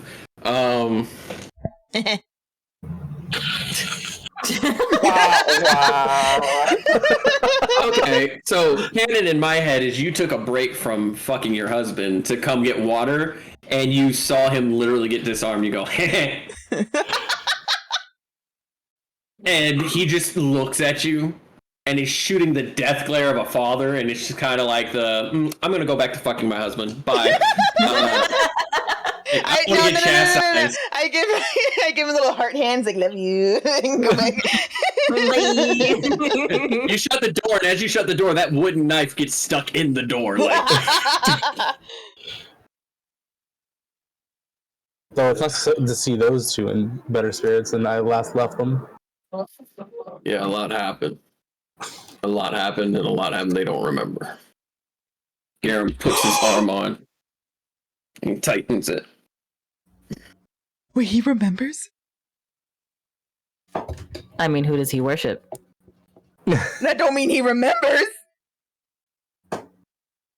What say you? Another round? You want to take a break? Let's take a break. We don't want to overwork ourselves just a day before we go back on land. Yeah, you're right. Ugh. I will say that you need to work on your grip. And he walks up to you, and as you're holding your blade, he tells you to take a stance. I take a stance. You're a better fighter than me, but the only reason I could land my hits to begin with was because you're open. You like your heavy swords, that's great, and you have the strength to wield it. If you don't keep tight, I can get in. If I get in close, what good is a big sword? Make sure you keep your enemies at a distance. He will absorb all of these tips. Okay.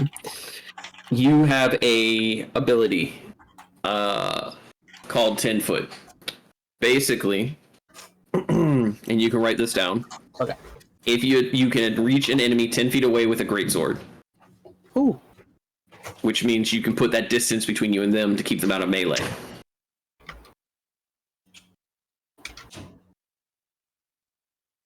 Okay. All right. So basically, I get reach.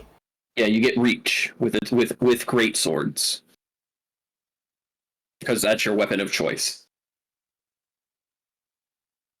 I can't seem. I'm just gonna as Garam's teaching, I'm just gonna confide in him. I feel like I may have been gone for almost a month in your time, but I can't seem to put it into my tip of my tongue. But I feel like my arms were used to doing something else more than fighting while I was gone. I can't remember though.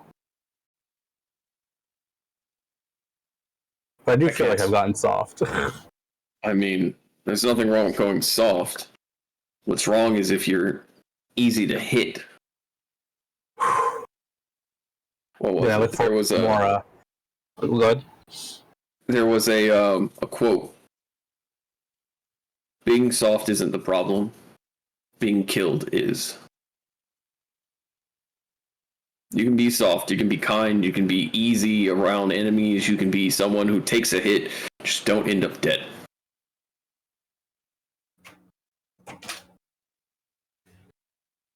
I'm looking forward to more classes from you. Maybe once we're up top, I can get you with a friend of mine.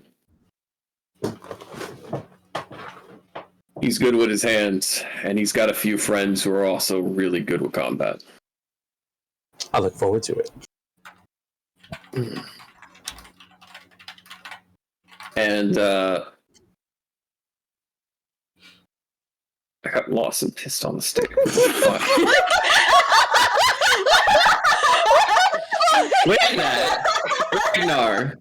But also she shitted. Ragnar, you took the time to inspect, correct? Wait. Not inspect. I have that another once per day ability where I can just cast identify.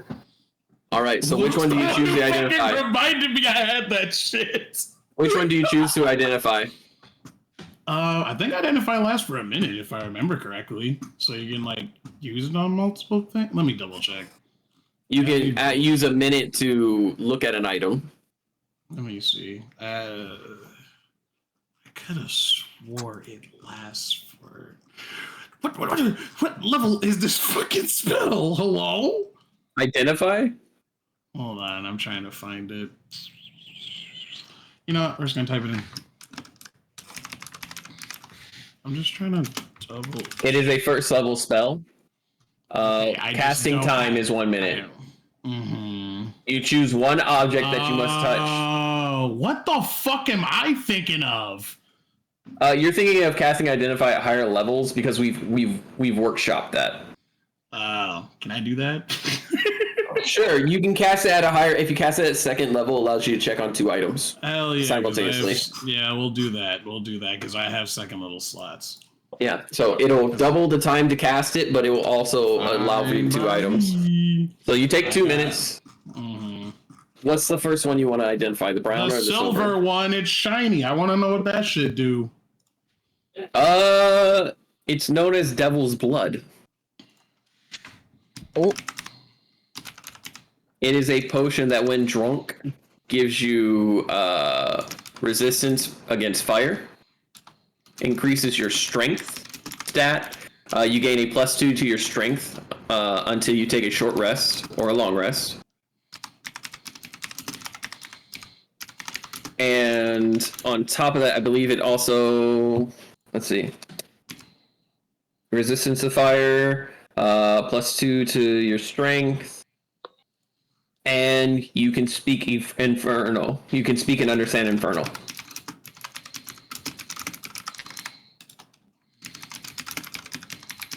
Boom. And the silver one. Hold on.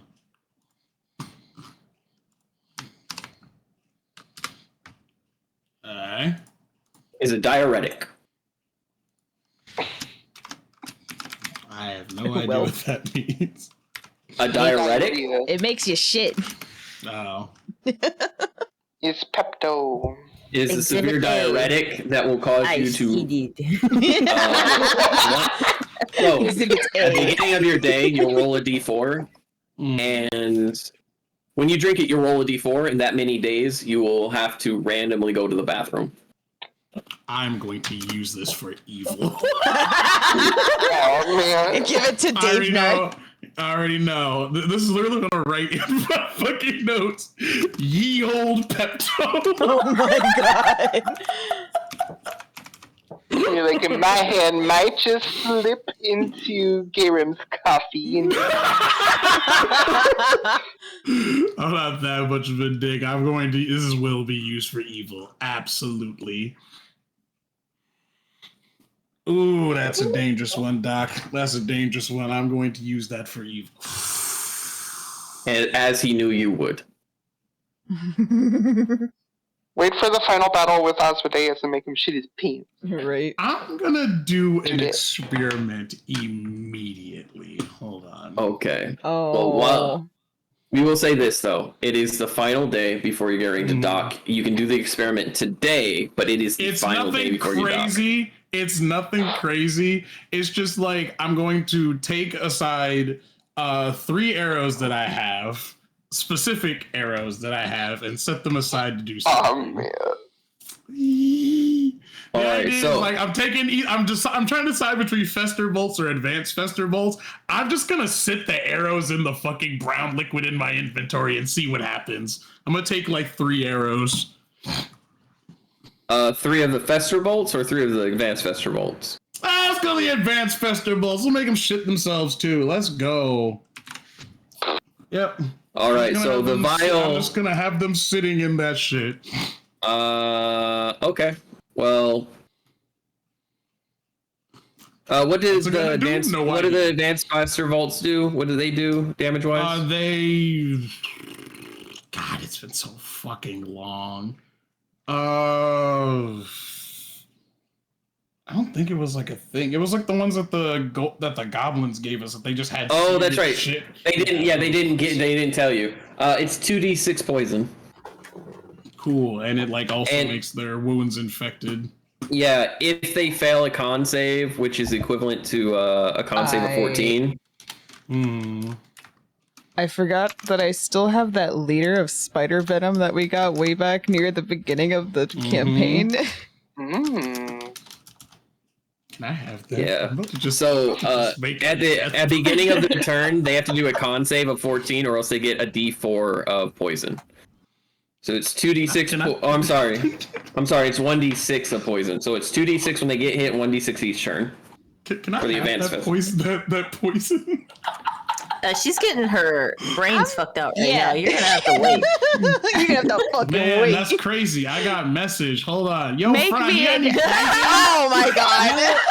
I'm gonna say now you are not going to want to message Fran right now. The things you will hear are explicit and not for YouTube. And who wants to see who's gonna do it anyway? Greg, no. It's just these feral, guttural moans and groans. You barely hear a voice in your head say, "Do you have poisons?" As you are in the middle. I need you, Fran, make a wisdom save to see if you answer or if you're busy thinking about something else that is automatically sent. With disadvantage, you're having a lot of fun. With disadvantage. With disadvantage. Okay. So wisdom save, huh? Yeah. My wisdom is a +2, so the first one is 14, 15, 16. The next one is 8. Ron? Yeah. Since this is message, there's a limit to the words, but we're going to say 3 because you're really focused on your wife right now. What are the 3 words that immediately gets into Ragnar that have nothing to do with the poison? They have everything to do with you fucking your wife. 1 second. Let me pull from old RPs real quick. Yeah, let's fucking go. Do it. I give permission. Let me 18 plus guys, go check out our fucking fans league. We have a table of contents for this, right? Hang on. Yes. Yeah, we do. Dope. I have it organized. There's the one for rough spicy time. Let's go. Oh no. I organized this shit.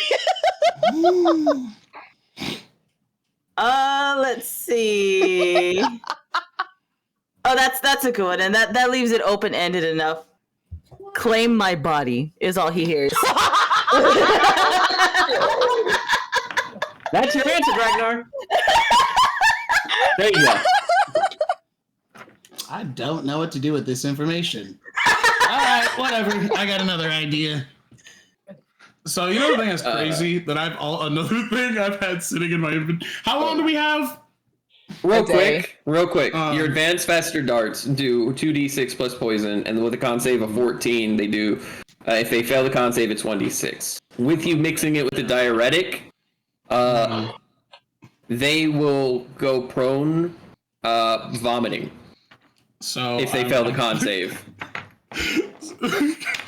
So I was gonna mix another thing into it. Nope. Anything you mix in after this, anything you mix in after this has no effect on it anymore. Okay, that's fine. Because I was like, wait, I have this Doobloom that's still sitting in my inventory. Oh my god. And the DC for with the diuretic goes up to a 16. Alright, let me write this shit down. Just because I can't have you literally just DC 20 this shit and like, you know. Plus, you can only mix so many things together before they just either neutralize each other or don't have an effect. That makes sense. That makes sense. I'll figure out something else to do with the fucking dude. We'll say at most when you roll really high in the future, you'll be able to get like 3 items together, but on average you'll be able to mix 2. And you're not rolling for this. This is just something you're doing right now. So, with that being said, Sam, what are you doing on the last day? Would she be able to go down and check in with Garum and Luke? Yeah, like in the midst of their training. You come down and you hear Garum giving it that quote. You also hear Garum say, "Lots of things have happened, including things they don't remember."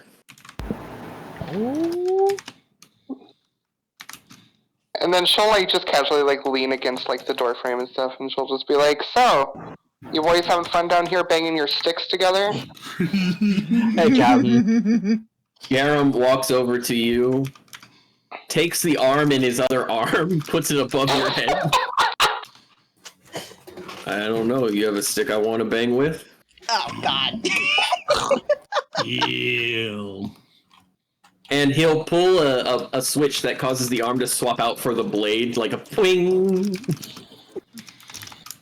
I feel like you're trying to be smooth and romantic, but it's not translating, buddy. So maybe work on that. Oh, you want me to? He looks back at Luke. He goes, "Oh, she wants me to try." He puts his leg between yours, lifts you up.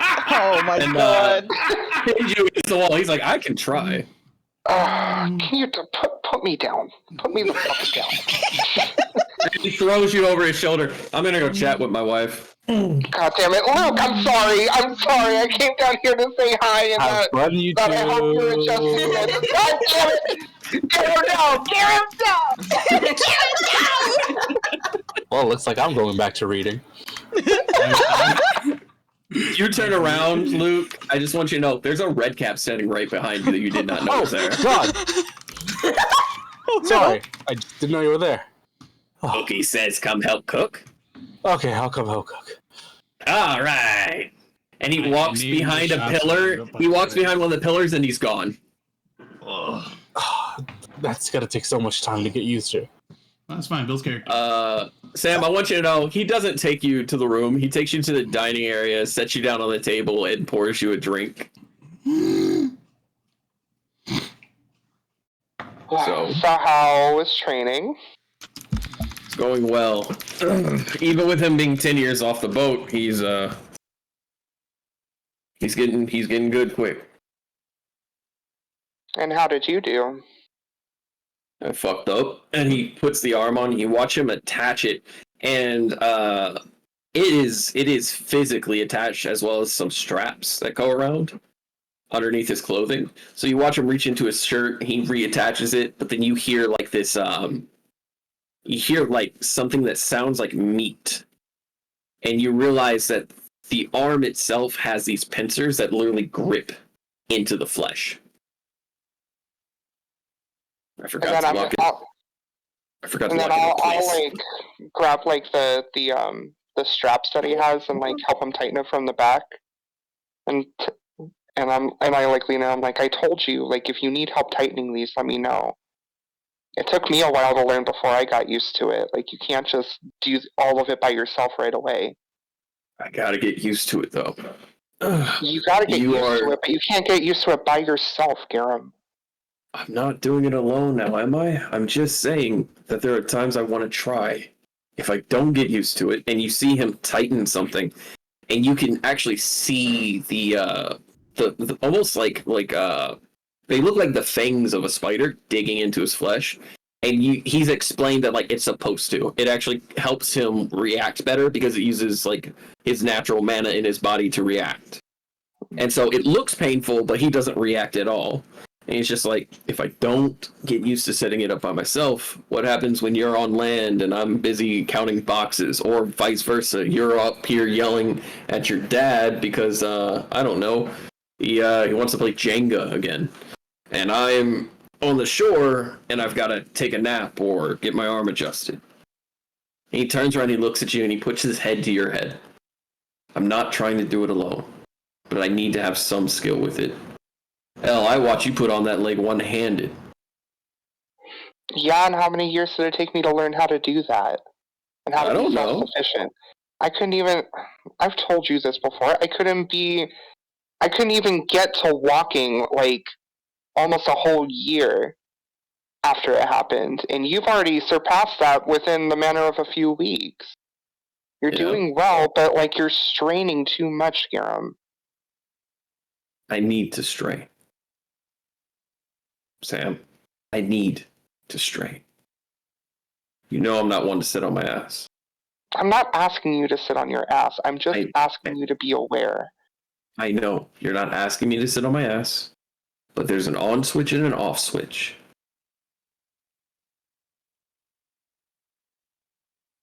And if I'm off, then the depression hits, and the anxiety hits, and the frustration hits. But if I'm on, if I'm doing stuff, if I'm training, if I'm getting better, then I know I'm at least working towards something. I still rest. I still take my breaks. You helped me put this on this morning.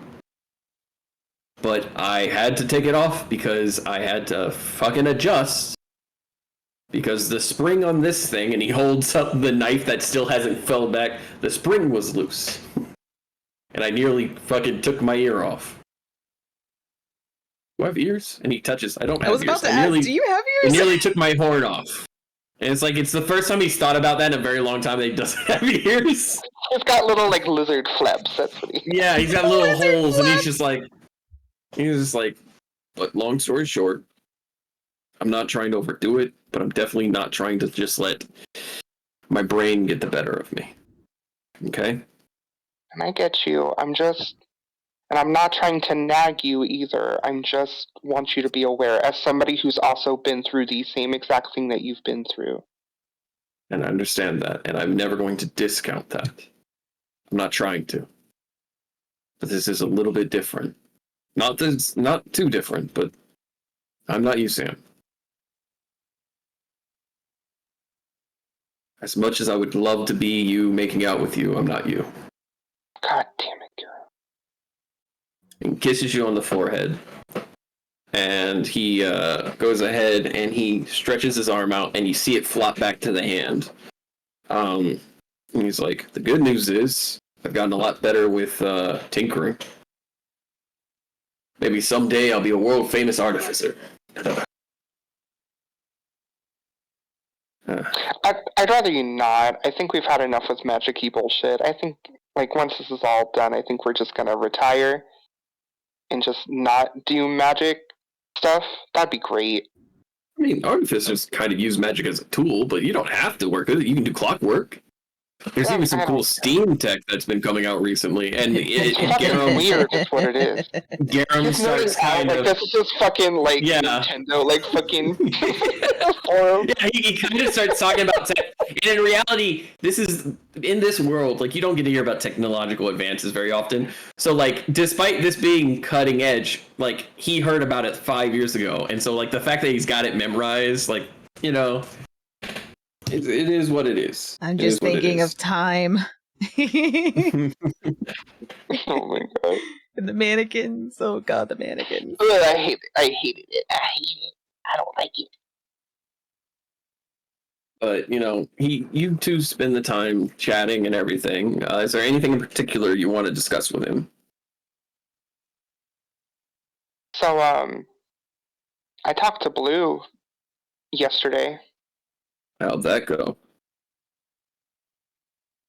It went. I caught her up, on everything. All of the, the wedding and the god stuff and Calypso. And I've been doing a lot of thinking about what I told you about the trials. Mm-hmm. I think that's going to be really important for us, especially when it comes to, our position and what would be at our arsenal when the time comes.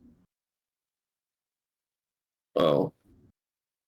And he kind of scratches his head. He's like, I was a general in the army, not royalty. I'll back you as best I can. Whatever you need of me. I guess I bring this up to you because if I do this, it means I'm going to have to go away for a while. You see him take a deep breath and goes,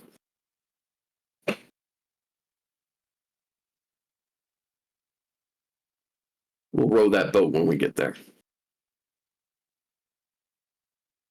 I'm bringing this up to you now because I've been sitting on this, and I told Blue about this too. You know how he didn't know that he was my father, right? Yeah. Apparently he does now. Look me sideways. I know. According to my father, it was who I thought was my mother who betrayed us. Not without coaxing. Apparently she went through quite a bit of torturing herself while she was in the Nine Hells, but nonetheless she told him. So I bring that up because time is becoming more and more of the essence, and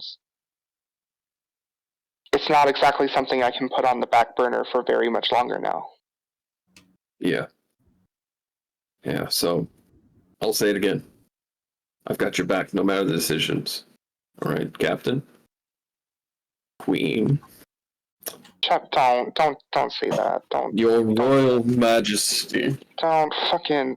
And he fucking bows. He's just like, I, your grateful servant and serf. Your concubine, even. I'm gonna cut you off right there. If you still want some of this within the next 20 minutes, you will shut your ass up right now. Are we going or are we going? I want you to know that concubine means he just called you a whore. No. He called himself a whore. He called himself a whore. He said your concubine, even. To be fair.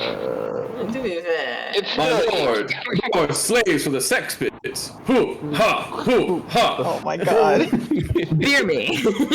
Budweiser. The more you drink, I'm the less going you to like. the I'm going to the room. You can sit here and babble and do this embarrassing shit if you want to. You have 5 minutes to meet me in there. And then she's gonna walk. You turn around and he scoops you up real fucking quick. I don't need 30 seconds. And fucking scoops you up and y'all go to the room. And y'all have a grand old Opry. Oh, I'm sure we do. I will say this. The day goes by. Fran, Serafina. Yes. Yeah, what's up? Y'all will have to stop at some point. Do you choose to stop as soon as you get there? Do you choose to stop beforehand? I will choose to stop us beforehand. Okay, you don't get a level of exhaustion. Y'all fucking going 2 days while stopping. Y'all lucky I'm not giving you 2 fucking levels Hey, of there was exhaustion. stopping. There were breaks between. Yeah, I went We're to go not get water, animals. and then I went immediately back. Yeah.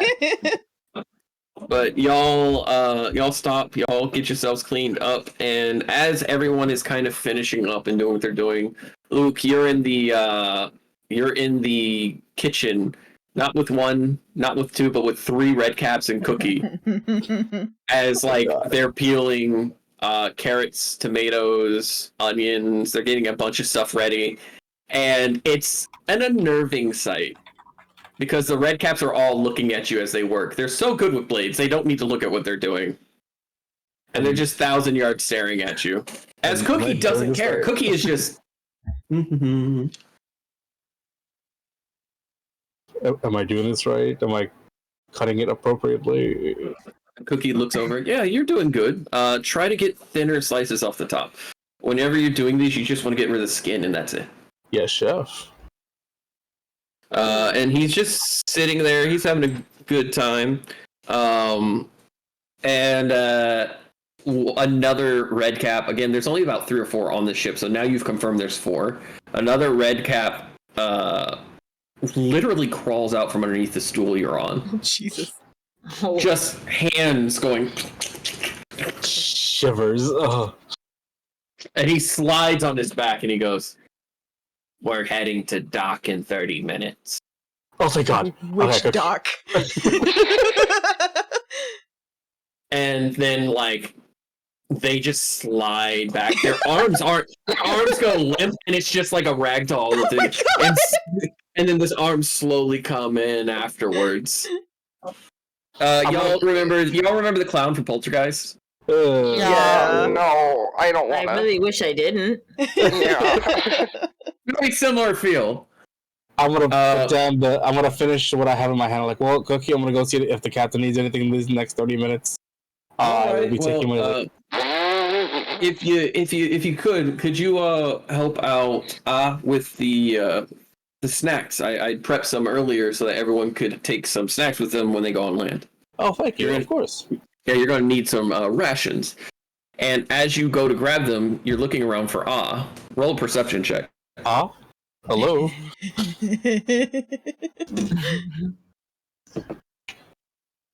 8. You don't see him. And as you go to leave, on your back proceeds to wave bye to Cookie. And you only notice him as you're down the hall, and his hands wrap up around you to hold on as he's on your back. Oh my God! Oh, you have to let me know when you're here. I won't. I promise. Good, Luke. Don't drop snacks. I won't. I won't drop snacks. He said, "Hang on, Spider Monkey." The only person who knows the true fear of these things is Luke, who in combat, and he's living a nightmare. I don't know if Ron is lucky or unlucky that they look up to him. It's kind of a scary idea. Like, one of them's just kind of like, yes, you're quite good with the blade, I see. It's like,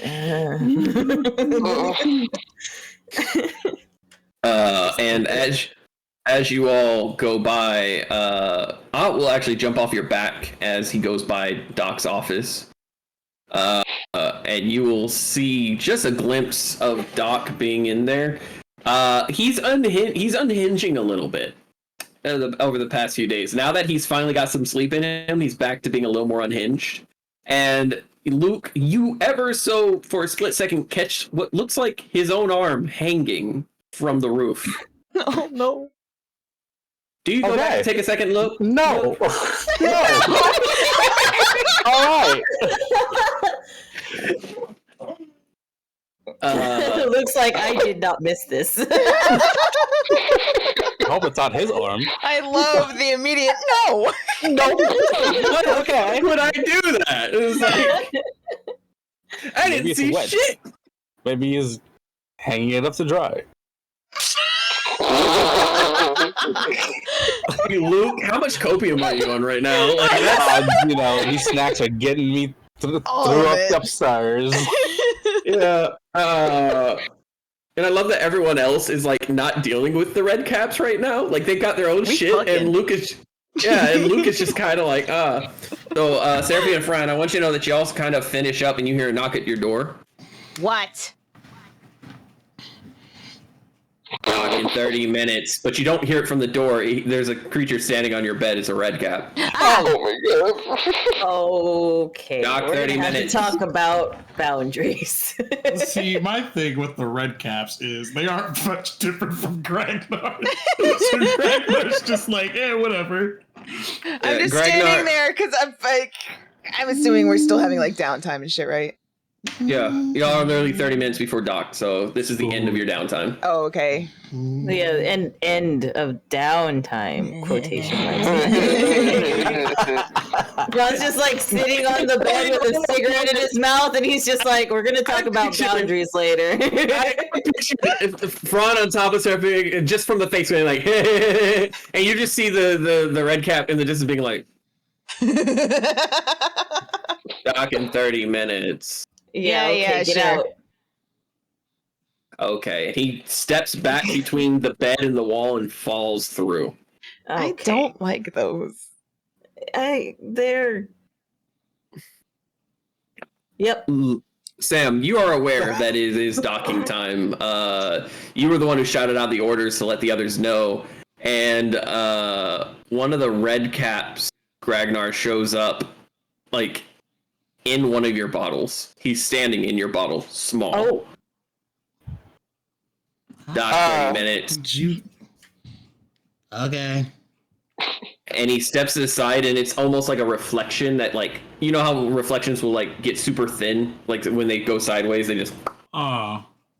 Yeah, he just fades like that. Just straight.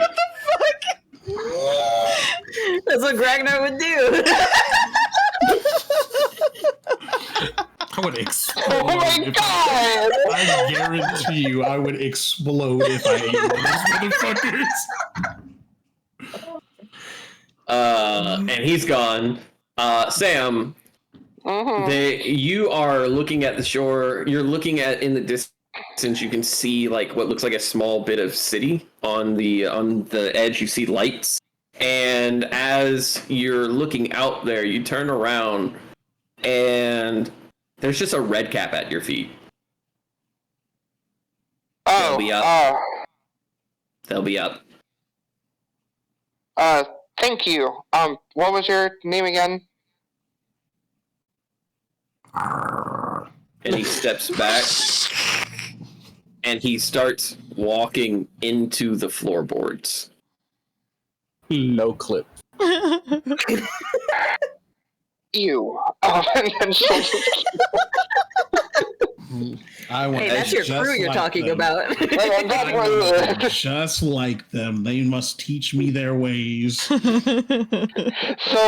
at the shoreline of you said it was Heaven's Gate that we were at right now? You went past Heaven's Gate, which was essentially the entrance to that area of the Underdark. You're now heading towards... Yeah, can we get an overworld map now of where we're at? You're heading to the Inner Sanctum. So this is what I've actually got the map up right now. Heaven's Gate is here. Yeah. You're going into another area, and I don't have that map finished yet. Oh, okay. As we're docking, is it nighttime or is it daylight that we're docking? I mean, as far as y'all are used to, it would now be about early morning. Wait, are we under? Are we still in the Underdark? Are we out? You're in the I was Underdark. asking if we're okay. You're still in the Underdark. You're still in the Underdark. Yeah, you're heading to Dark Ivan, but you're reaching the dock city known as Inner Sanctum. But Dark Ivan is the opposite direction of there, so we're not heading to Dark Ivan right now. No, so you're going up this way, and then Dark Ivan would be like to the side. But this exit right here takes you to where Dark Ivan would be. No, because look, right there, Dark Ivan is straight down. Dark Ivan is right there. Next to Eula and Urkul. Dark Ivan is that little... That one right there. Oh, yeah, I'm sorry. So I did. That's put why this I on was here. like, we went up to Heaven's Gate. Is that leaving the cave, or what is that? We're not going towards Dark Ivan. Okay, so Hey, yo, I do Lynette, apologize. can we retcon that again? Hold up. Let me explain. So y'all were heading towards Heaven's Gate, which was a city that would allow you to go to Dark Ivan, or you could go to Dark Ivan, this cave here that would lead you outwards. Let me go ahead and ask, because y'all weren't aware of this space to begin with. I apologize. No, I was. Okay. I was too. That's why I was like, wait, why are we going up not... Yeah, I thought that was Dark Ivan, Same. not right. a cave that heads to Dark Ivan. It doesn't say Dark Ivan I guess entrance or exit. Yeah, it's a cave because Dark Ivan is underground, similar to this, but it's a caves area. So this could take you there as well. So you want to go to this one, or do you want to go to... Which the one other would be city? faster? You'd have to leave your ship here. because you'd be going into this cave, or you can go up to an actual city and then I go. feel like it's not a matter of faster; it's a matter of which brings us to the top. Because I'm not trying to go in. I'm not trying to go through the way that's going to bring us into the fucking bottom of Dara Kivan. Yeah. Let's go to the city so we can like recoup at least. All right. So with when you head to the inner sanctum, y'all dock. There's actually like a couple of ship hands there already. People, like, it was told that you'd be here. You know, the governess let people know ahead of time you would be arriving, so it's all smooth. It is all smooth. You guys are actually within a day able to dismount from the ship. You're able to get your cart ready. You have 2 carts that you can take. You can either take the smaller cart or you can take the big cart. Which one do you choose? Big cart. The big cart is Snack's cart, by the way. Oh, yeah, we're taking big I cart. swore we had the big cart. Y'all have a big cart, but Snack's no. cart is That's bigger. what I'm understanding. That's what I was saying. I thought ours was the bigger of the 2. So is what I thought. Y'all were given the cart that Snack had when she was traveling with the other adventurers. And that's actually bigger than y'all's, and it will give y'all about okay. Question, DM. Would that cart still have the supplies that Snack had when she was adventuring? Yep. Nice. So the cart actually needs 3 animals to pull it. So you have Daisy at the front because Daisy said, "I'm leading the cart." Daisy says she was pulling the cart and nobody else is touching it. Yeah. That is Daisy's exact words. The animals can hash that out if they would like to. I will facilitate the polymorphing if we need to, and that will be a conversation. The animals don't need to polymorph. The animals don't need to polymorph to communicate. You just need to polymorph to communicate with them. They begin looking at each other. You guys pull the big cart. You pull the big one out, and Daisy walks up and immediately gets latched on and everything. And you watch as Toast says something like, "Oh," and then Gragnir takes their paw on their mouth. Yeah, you and guys then can go ahead and hash that out. I don't want any parts of that. As they're hashing it out, you see about 15 minutes later, they are on the back end while Daisy's at the front. So it's literally like the dire wolves and then Daisy at the front and then the big cart. This cart, by the way, is a 20 by 35 cart, meaning that's 35 feet long. That's a big cart. Mm-hmm. Yes, but that was the cart she was traveling in the first episode. Oh yeah. That's why she didn't notice Ragnar eating all of her potatoes. Well, the cart she had at the beginning of the episode was actually like a 5 by 10, which is also why Ragnar was the only person who could fit in it. This was a cart she got on her adventure because Snack is hella good with merchandise. Because she grew up with vendors and things like that. So she acquitted quite a bit. When y'all actually go to get inside, you will see that there is between Snack and what Cookie had given you, you've got food for like over a month's worth of travels. Oh shit! I'd say about 2 months worth of travel. Which Ragnar, is not... don't eat all the potatoes again. I was actually gonna say one thing that if this was gifted to them, I like to think that there's going to be a note attached to one sack of potatoes saying this is Ragnar's own. So there is a sack of potatoes, and their eyes are just starting to show on them, showing that she's had it there for a while, anticipating getting them to you. So they're there. They say Gragnar's potatoes. There's Gragnar's carrots and Gragnar's questionable items. Which is just a bunch of random stuff that Snack thought you might like. Let's say like plants and stuff like that she found in her travels. Yeah, dried herbs and things like that. There is a desk in the back that's actually been put there that says Captain's Desk. With the flag carved into a section of wood.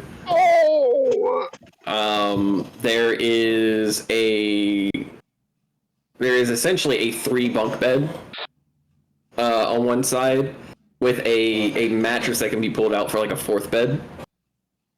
This has been absolutely like to the nines fitted for the party.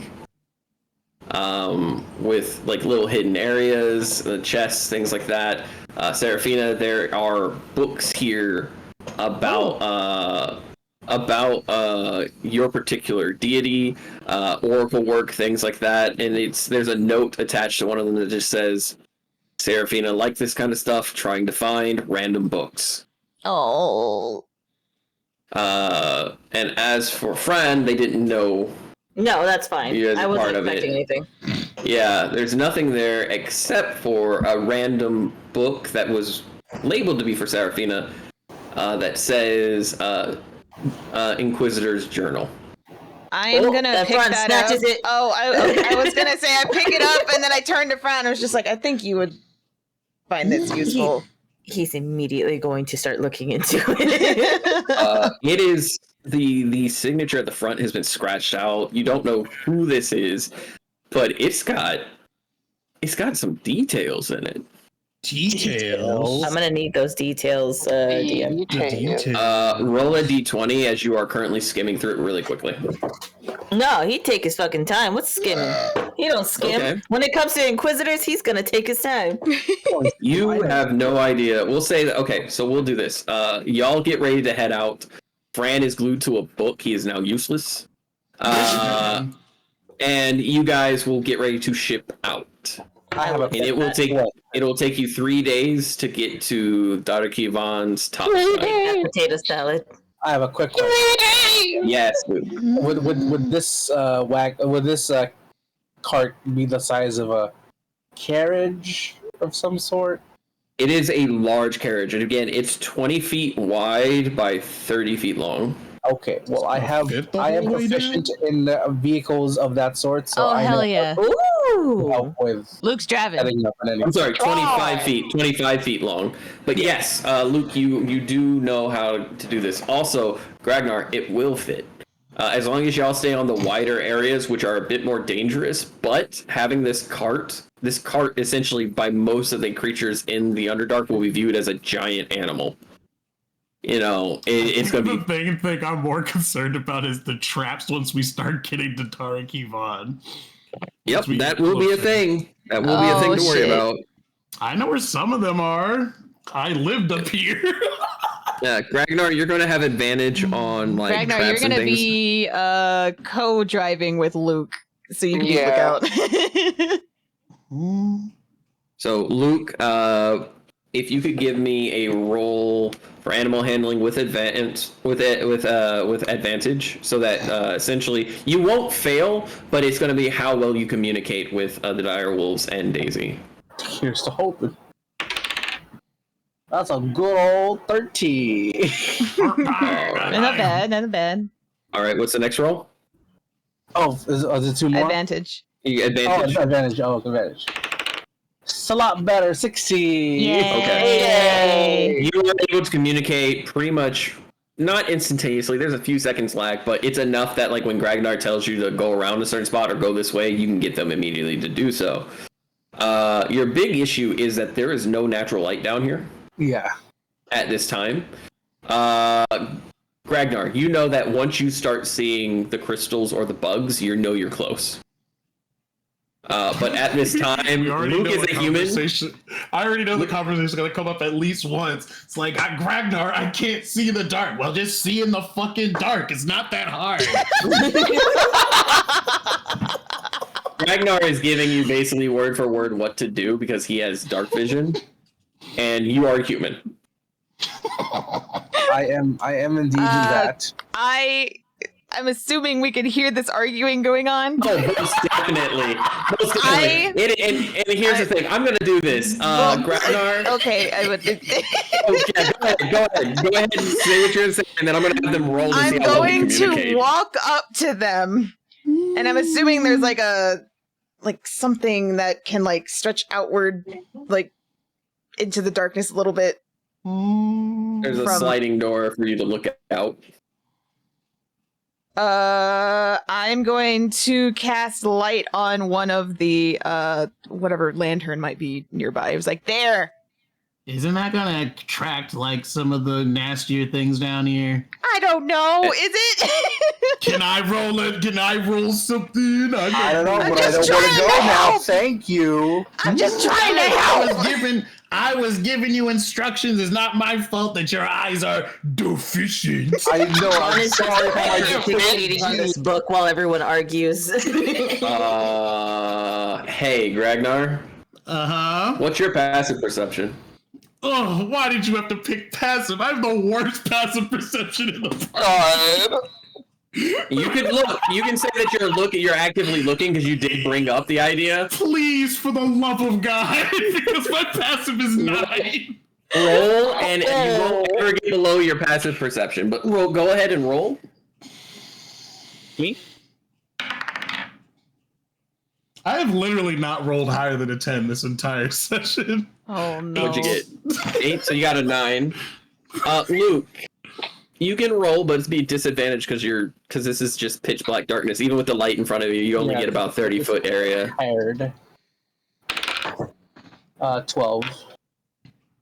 All right, so Ragnar, you go. When did let things hear us or see us? And Seraphine goes, I don't know. And there's nothing really there. You listen around, you don't hear it. Luke, you listen, you don't hear anything.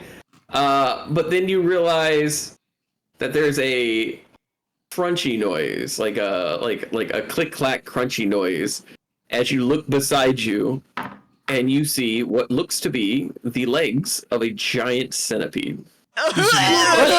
Disintegrate immediately. I want you to know that this thing, 30 feet, there's a 5-foot difference between you and them beside you, and then that other 20 feet, you just see the back of it. Yep. It does not, it is huge. It is fucking ginormous. And it's just scuttering beside you. You don't see the beginning, you don't see the end. You just see the legs, and it's just...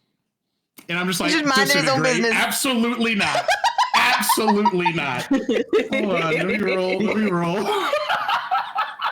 See, centipede disintegrates. Literally, absolutely the fuck not. Oh my god. Depending on how this goes. Holy fuck! What did you roll? I forgot this spell hits like this. Holy shit!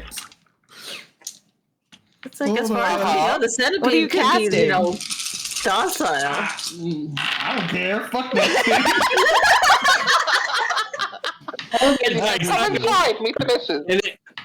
I love that I heard I don't care and then just a mountain of dice. Yeah, it's 10d6 plus 40. Holy shit. What did you cast? Disintegrate. I just want you to know. I'm not playing games. Fuck that. How much thing. did you roll? How much damage? I don't know. I'm calculating. Hold on. God.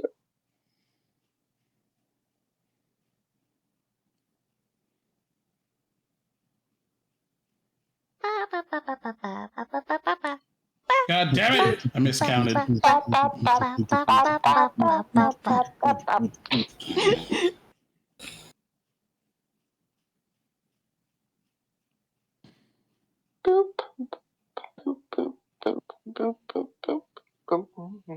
That is 73 points of force damage. Okay. So I want you to know that Luke, you watch as Gragnar goes, fuck that. He points his finger, and how does this manifest? How does this manifest as you cast it? It essentially just shoots a gray beam out of my finger. You shoot a gray beam. Actually, no. I want it to be red. I want it to be red because I'm fire. Fuck it. Hell yeah. You shoot a red beam that's bright like a flash, and it just goes, and it hits, and there's a slight delay, and then all of a sudden you just watch as the body of it begins to disintegrate and turn to dust as it just. I'm gonna turn. I'm gonna very slowly turn. I'm gonna very slowly turn to Gragnar and Luke. Do you still want the light? No, hell no. Turn that shit off. And with that, you hear the centipede scream in agony as it fades into the dark. Yeah, I'm gonna immediately decast light. You decast light just in time to see the head of the centipede laying there dead. as it only had 50 HP and it wasn't combative. I knew it! It's a natural creature.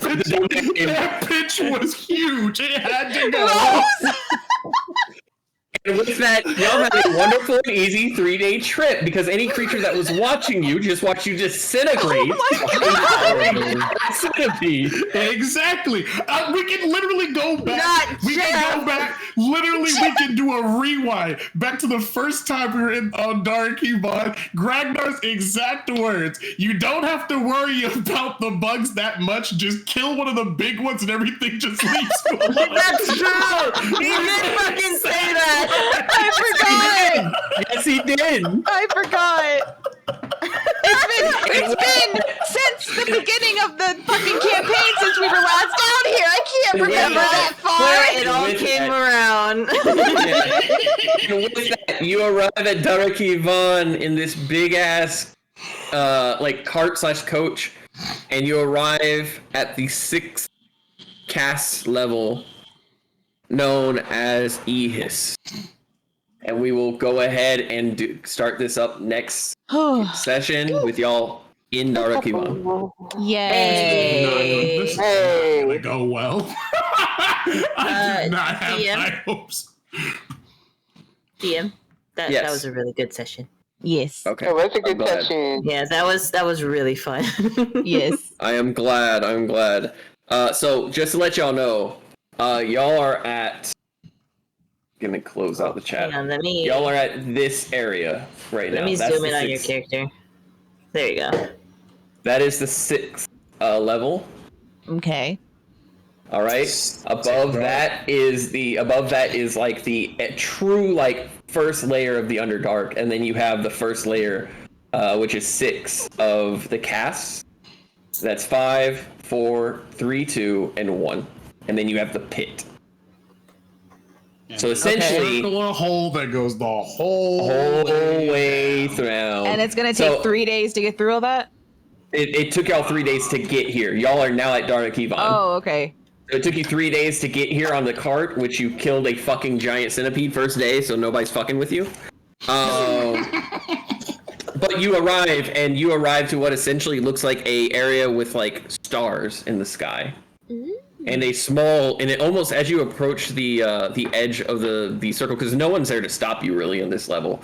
As you approach the edge of the pit, you actually look up and you see what is known as the Black Sun. It is a giant bluish green crystal that glows. But that is where we're gonna end it. I promised to get my roommate to Taco Bell, so I'm gonna hop off. Okay. But I hope y'all had fun. I hope you enjoyed yourself. I really did try to trim this. I tried to trim this to be more of what you guys requested. So I hope it works. Yes. Yeah. Yes. All right. If y'all could do the send off, like I said. My business. All right, I got you. Hang on. Let me. Herm. Get it up. All right, everybody.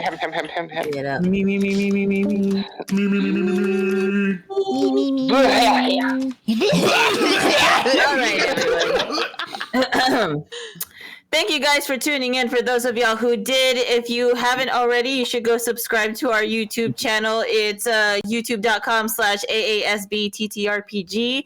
And if you want to follow any of our wonderful players, you can go follow Serafina at twitch.com/LustriaVT. You can follow Gragnar at twitch.tv/ literal demon _.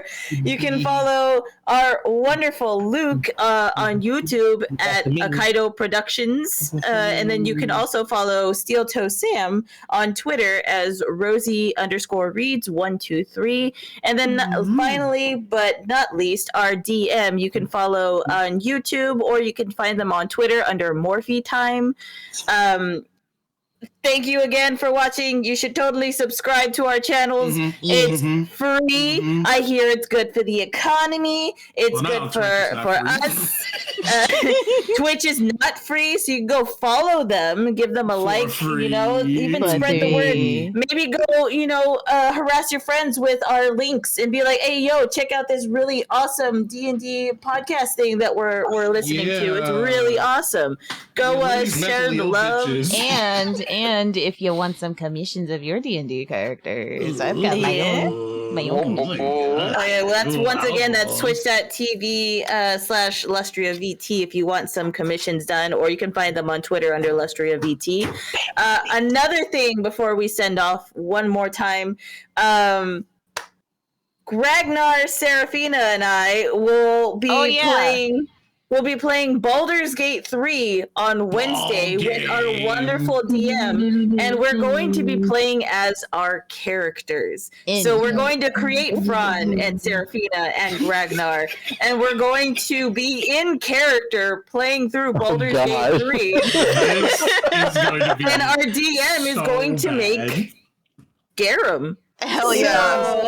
So it's going to be super chaotic, super fun, super cool. If you want to check that out, check us out on Wednesday. Anyone who's on my YouTube channel right now currently watching this, every link that I have just stated is down below. So you are welcome to go ahead and click on those, follow, do all of that good stuff. And until next time, bye-bye. Bye. Oh, God.